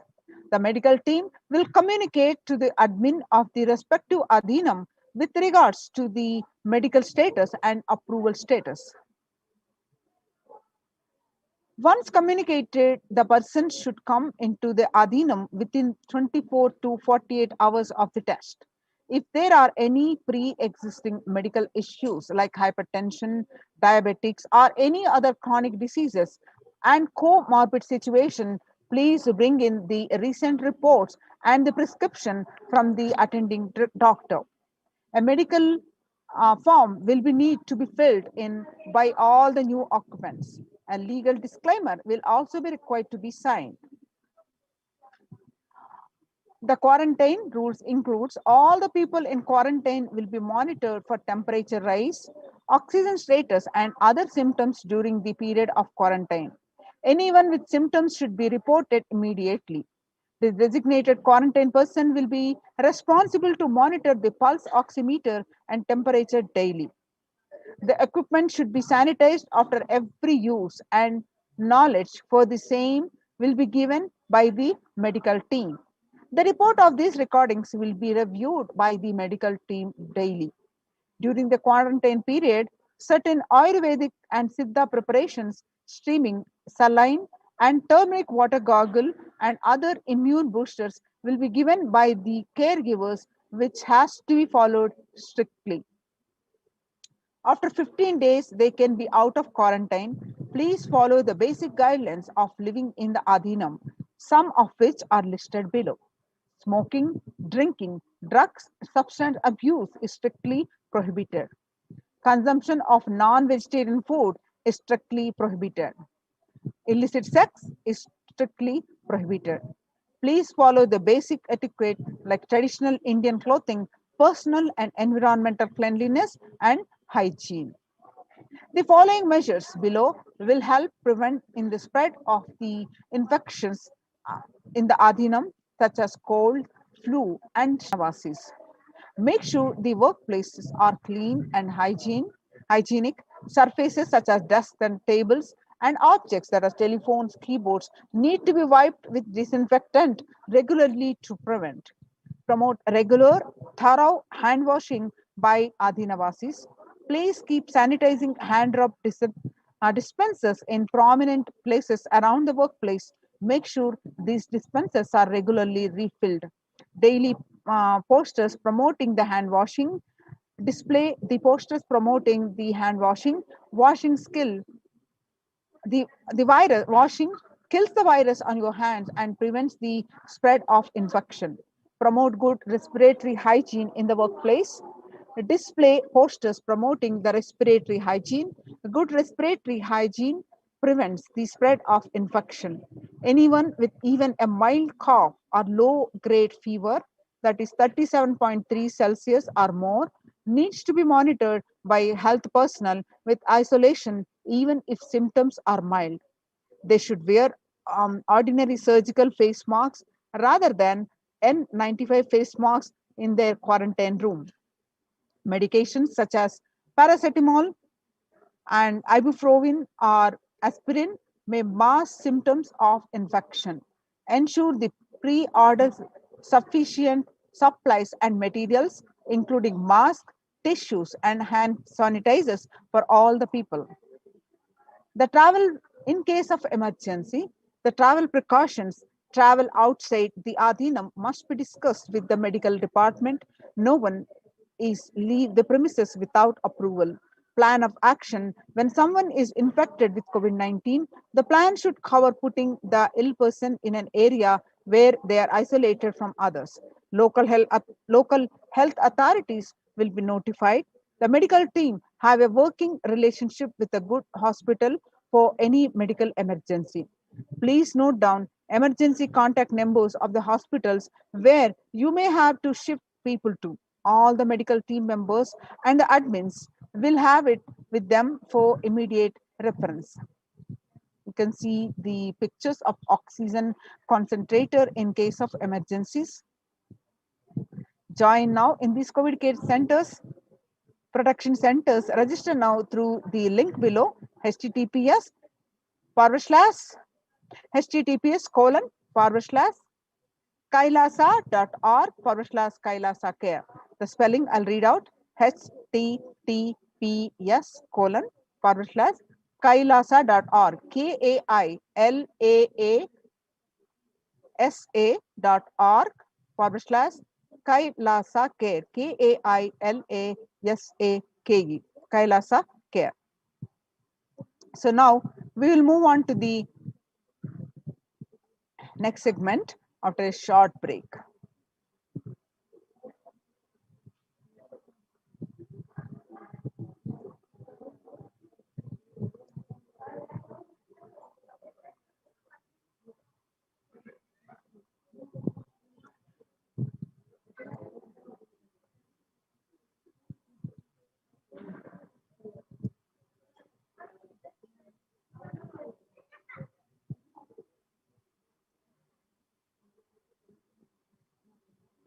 Now, welcome back. The Kailasa Department of Enlightened Civilization presents, with the blessings of the Supreme Pontiff of Hinduism, Jagadguru Mahasannidhanam, His Divine Holiness Bhagwan Nithyananda Paramashivan's blessings, multi-layer quarantine COVID care protection centers at the de facto spiritual embassies of Kailasa, how they are functioning, and we'll learn more details. Before that, again, we'll see one more round of the world. In this segment, you see that the need of the Annadan, that Supreme Pontiff of Hinduism doing while continuously his upbringing itself was like that, and continuously he's promoting across the Kailasas embassies. What is the need for the Annadan? If you see the world today, COVID-19 is creating a hunger catastrophe in India. The pandemic has led to increase in the global food insecurity, affecting vulnerable households in almost every country. It has exacerbated the existing inequalities, pushing millions of people into the vicious cycles of economic stagnation, loss of livelihood, and worsening of food insecurity. The World Bank estimates that 71 million people will be pushed into extreme poverty across the globe as a result of the pandemic.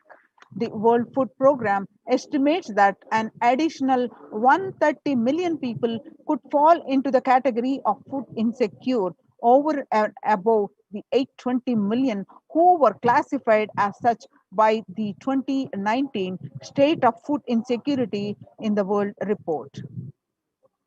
Hunger in plain sight. COVID-19 worsens the plight of food insecurity.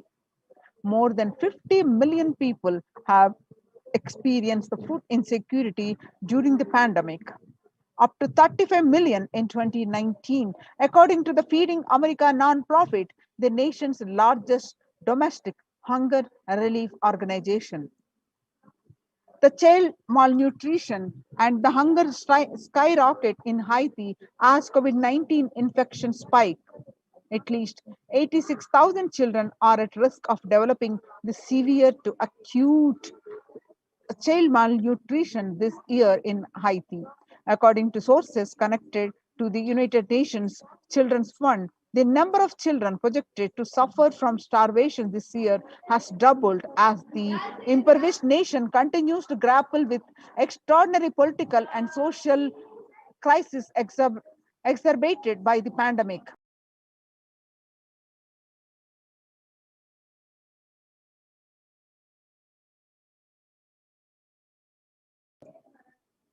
Refugees are paying the highest price in the COVID-19 pandemic. Vulnerable groups such as refugees are paying the highest price in the COVID-19 pandemic. We are seeing alarming trends that show many refugees around the world are unable to pay for food or rent and are struggling to access healthcare and education. The price hikes in local markets and further displacement caused by the campfires have pushed many families further into food insecurity. During April and May, around 30,000 refugees in the Cox's Bazar camps raised questions and concerns, with 63% seeking services, including urgent food relief, shelter.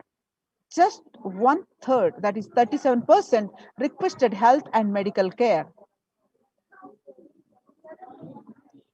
The famine risk spikes amid conflict, COVID-19, and funding gaps. The number of people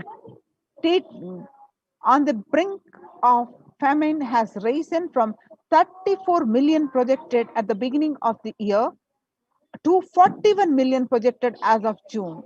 He said, without immediate emergency food assistance, they too will face the starvation, as the slightest shock will push them over the cliff into famine conditions. The World Bank releases a report on growing food insecurity that the World Bank released an analysis of the rising food insecurity rates in response to the COVID-19 pandemic. The report released on Monday, 20th, 2021, on May 20th, 2021, stated that COVID-19 impacts have led to severe and widespread increase in global food insecurity, affecting vulnerable households in almost every country, with impact expected to continue through 2021 and into 2022. It also states that the global food prices increased significantly by 38% since January 2020. World Economic Forum released that 155 million people are caught up in food crisis of varying severity. 133,000 people in Burkina Faso, South Sudan, and Yemen are most at risk. 10 countries account for the 2/3 of these facing acute hunger. The resilience of anti-food systems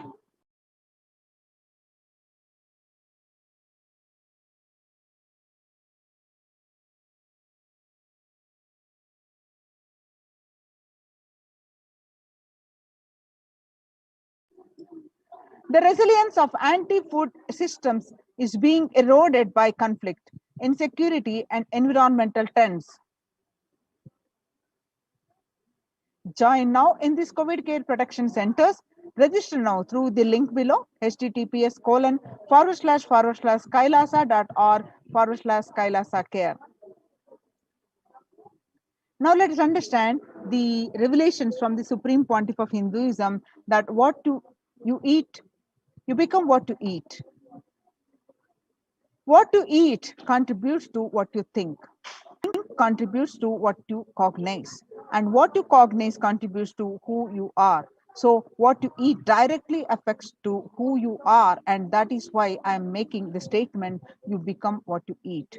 What is in your plate matters, because that is going to become you.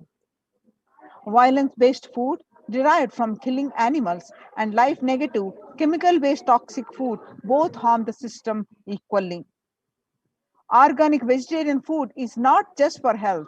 It gives you an inner space, physical system, physiological flow to develop the highest psychology. To develop highest psychology, not only your physical system, even your psychological flow needs to cooperate. You become what you eat. Your brain is constructed for all these higher things. When you don't explore the higher things, you are bound to feed the lower things and keep your brain engaged for survival.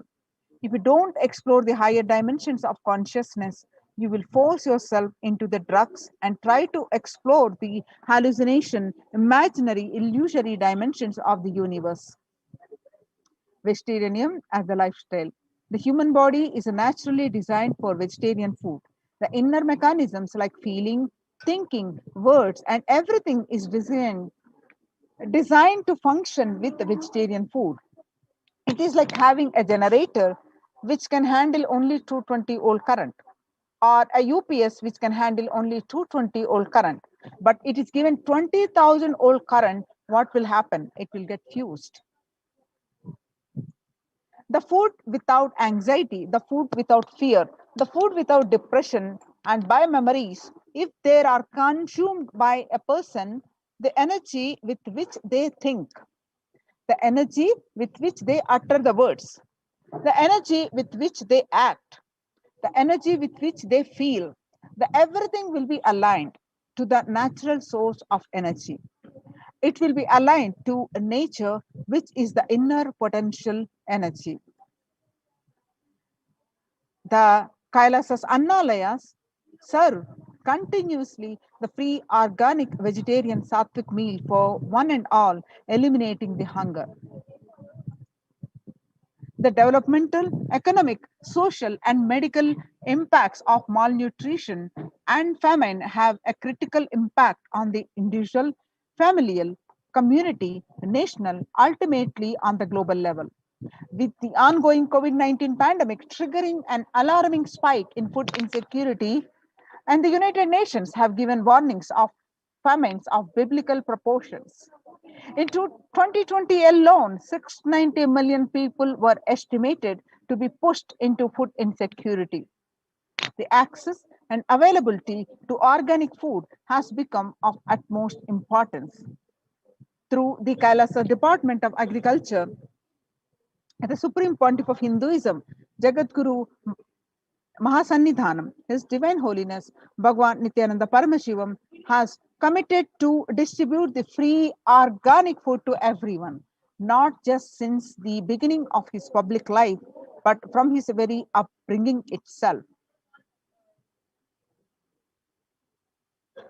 Kailasas Annalayas, the food bank established all across the globe, distributes and serves free vegetarian organic food for people of all caste, creed, religion, race, gender, and social standing. Under the symbol Red Om, providing relief work for natural and man-made calamities, working to eliminate the world hunger. Supreme Pontiff of Hinduism said on 17 June 2019, he reveals that we will revive the food supply system of Kailasa. Before you get hungry, food will be ready. Continuous Annadanam. I am not giving any fantasy. It is already become a reality. You can see the pictures way back in 2002. This picture is taken on 22 November 2002. The pictures show the early days of Kailasa's spiritual mission, where the Supreme Pontiff of Hinduism is offering Annadan, providing a free organic vegetarian meal on Kartikeya Deepam in This picture is taken at Tiruvannamalai, India. And on 2013, you see these pictures where you find the Supreme Pontiff of Hinduism on his right hand side with a bandage, even with a fractured hand. The Supreme Pontiff of Hinduism, Jagadguru Mahasannidhanam, His Divine Holiness Bhagwan Nithyananda Paramashivam, engaged in selfless work day and night, inspiring the peacekeepers of Sovereign Order of Kailasa to engage in selfless service, leading the nation of Kailasa by example. In 2011, the Supreme Pontiff of Hinduism had a multiple compound fracture with the bone protruding out of the skin. In 2013, 2 steel implants that were fastened in 2011 were removed as the bones had healed completely, and this picture is taken soon after the surgery, and he was ready to serve everyone, serving the Annadan. And you can see this picture taken on 3rd January 2012 at Pondicherry, Thane flood relief. And this picture on 3rd January 2012, again, some more pictures from the Thane flood relief. And this picture, you see, again, the Thane flood relief serving the thousands of victims, the Annadhanam happening. Nithyananda Annalaya inauguration at Tiruvannamalai, India on 9th September 2011, where you find in this picture the Supreme Pontiff of Hinduism serving the Annadan to one and all. This picture that you see on 25th November 2005, Arogya Yoga Health Workshop in Tamil Nadu, where you see the thousands of devotees and you find the Supreme Pontiff of Hinduism himself serving the meals. And you see this picture on 12th December 2007, Nithyananda Purana Meditation Workshop in Salem, India, where you find the thousands of devotees are taking part the Annadanam.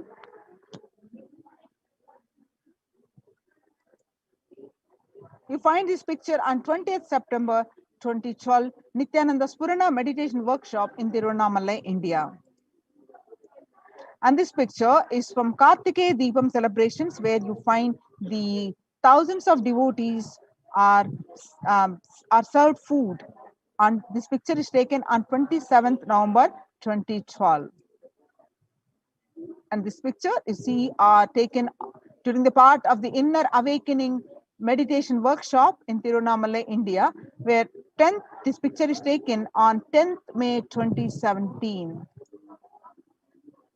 On 10th April 2017, Kalpataru Meditation Workshop in Tiruvannamalai. Now, we see these pictures as part of the Kumbh Mela, which happened on 2016. Pictures are taken on 5th May 2016.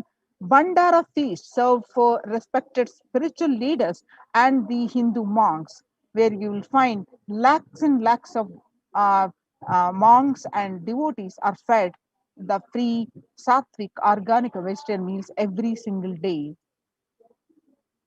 The pictures on Kalpataru Meditation Workshop on 28th April 2016 during the part of the Ujjain Kumbh Mela.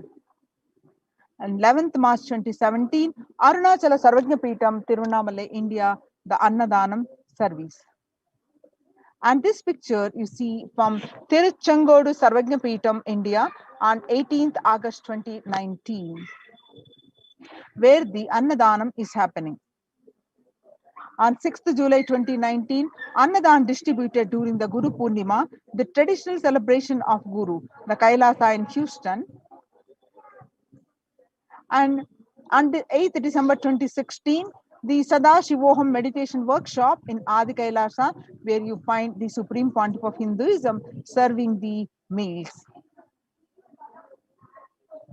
Annadan service continues in the midst of COVID-19 crisis, Madurai, India, 30th May 2020. Now let's listen the proof of necessity for Annadan, the Bengal famine of 1943. What I found in researching the Bengal famine was that Churchill did several things that greatly aggravated the death toll. India was being used extensively for the war effort. Indian resources, Indian soldiers, and Churchill repeatedly refused to acknowledge the fact that the extent to which India was used could lead to famine. Viceroy to India, Archibald Wavell, called the Bengal famine one of the greatest disasters to have befallen people under British rule, and said the reputational damage was incalculable. During one government discussion about famine relief, Secretary of State for India Leopold Amery recorded Mr. Churchill saying that any aid sent would be insufficient because Indians bred like rabbits. Now you see,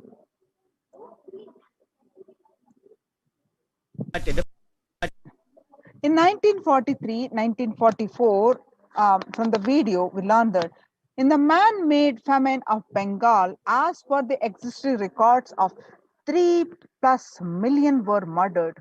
The Prime Minister of the world's biggest empire, controlling the 1/3 of mankind, claimed that they could not do anything about the people dying of hunger because Hindus bred like rabbits and the famine was their fault. In 2016 Ujjain Kumbh Mela, the peacekeepers of Kailasa served organic food to over 3 million people. Peacekeepers of Kailasa, under the leadership of the Supreme Pontiff of Hinduism, served the more than 1 billion free meals in that Ujjain Kumbh Mela in past 26 years, and are determined to end the hunger and poverty in all its forms. Kailasa, with 200 peacekeepers at any given time, can deliver what even one of the biggest countries could not do. Kailasa is not driven by war or fear or greed. It is an enlightened based nation driven by selfless service. The Vedagamas, the source of Hindu scriptures, declares that Annam Vahu Kurvita. The scriptural reference is from Taittiriya Upanishad, Bhrigu Valli, which means that let us produce food in excuse me, let us produce food in large quantities. Through the widespread distribution and promotion of free, healthy, organic food, Kailasa's global peacekeepers, led by the Supreme Pontiff of Hinduism, serve such that we may achieve food security, improve nutrition, and promote sustainable agriculture globally. Annadan is a vision to end poverty and hunger in all its forms. Join now in Kailasa's COVID care production centers. Register now through the link below, https://kailasa, https://kailasa.org/kailasa care. Revelation to the world by Devi Parashakti. On 12th May 2021, Devi Parashakti revealed through the Supreme Pontiff of Hinduism that I came as Nija Avatar. I am blessing you. Listen, people, listen. To do good to all of you, I have taken the form of Nithyananda and came down as Nija Avatar. People of India, listen carefully, listen. Time after time, Bharatam is Jnana Bhumi, where enlightened beings come, and we cannot make Jnana Bhumi as infantile. Enlightened beings have to come. They have to live and it has to flower. Few hypocrites, because they are stuck in delusion, we cannot sacrifice the world. Cosmos cannot be destroyed. The ship I did to save the cosmos from being destroyed, that is called Adi Kailasa. The ship I did to protect beings from Pralaya is Adi Kailasa. Because of conspiracy of Drohis and enemies rule, the captain has to leave the ship. Before 12 years, knowing the great deluge that is going to happen, all Aushadas by this Guru Purnima, that Jnana Rasavadam,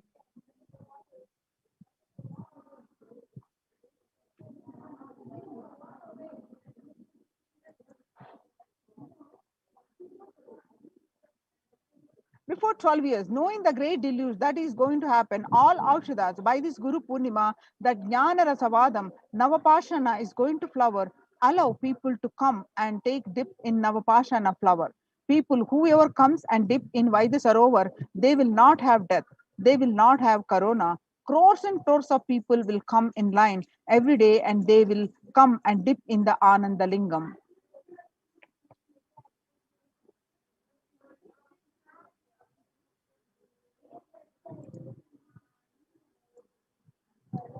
Listen well to my words. For India, I made ship as protection. The Nithyananda Navapashana Lingam in Vaidya Sarovar. Go to Adi Kailasa, O Indian, listen. All those regretting losing Nithyananda Navapashana without confusion and without talking just as lip service, go to Adi Kailasa.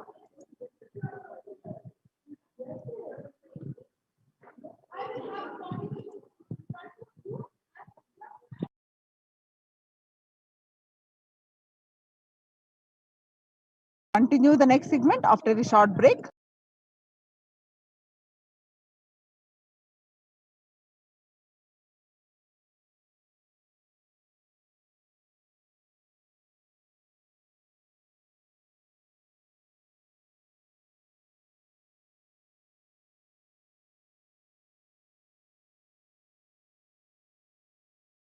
What I mean by the word e-Kailasa, listen intensely.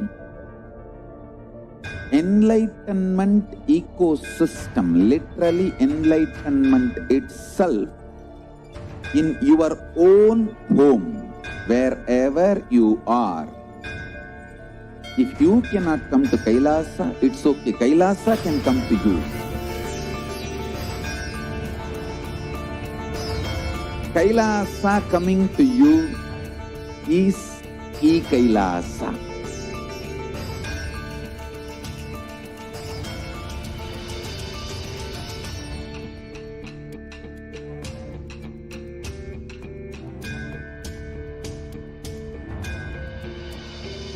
I will revive Hinduism. I am a Hindu revivalist, not by any revolution, but by evolution.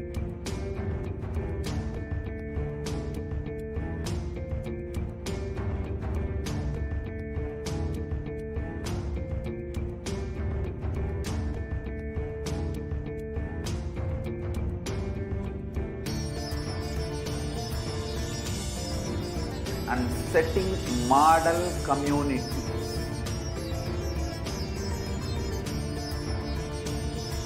Kailasa, enlightenment ecosystems, Sarvanya Pitas all over the world.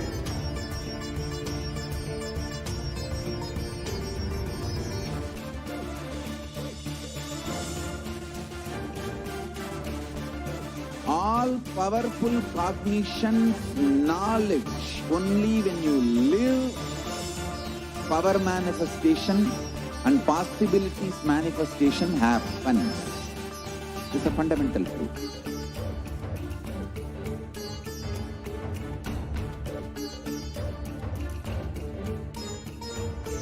Hinduism cannot live exclusively as one sampradaya. No. All sampradayas of Hinduism is an ecosystem.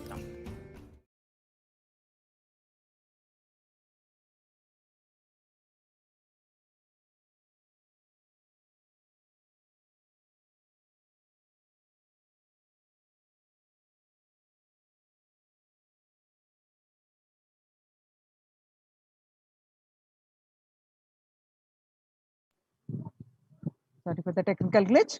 Okay. So on 12th May 2021, Devi continued to say that before 12 years, knowing the great deluge that is going to happen, all Aukshadas by this Guru Purnima, that Jnana Rasavadam, Navapashana is going to flower. Allow people to come and take dip in Navapashana flower. People, whoever comes and dip in Vaidya Sarovar, they will not have death. They will not have corona.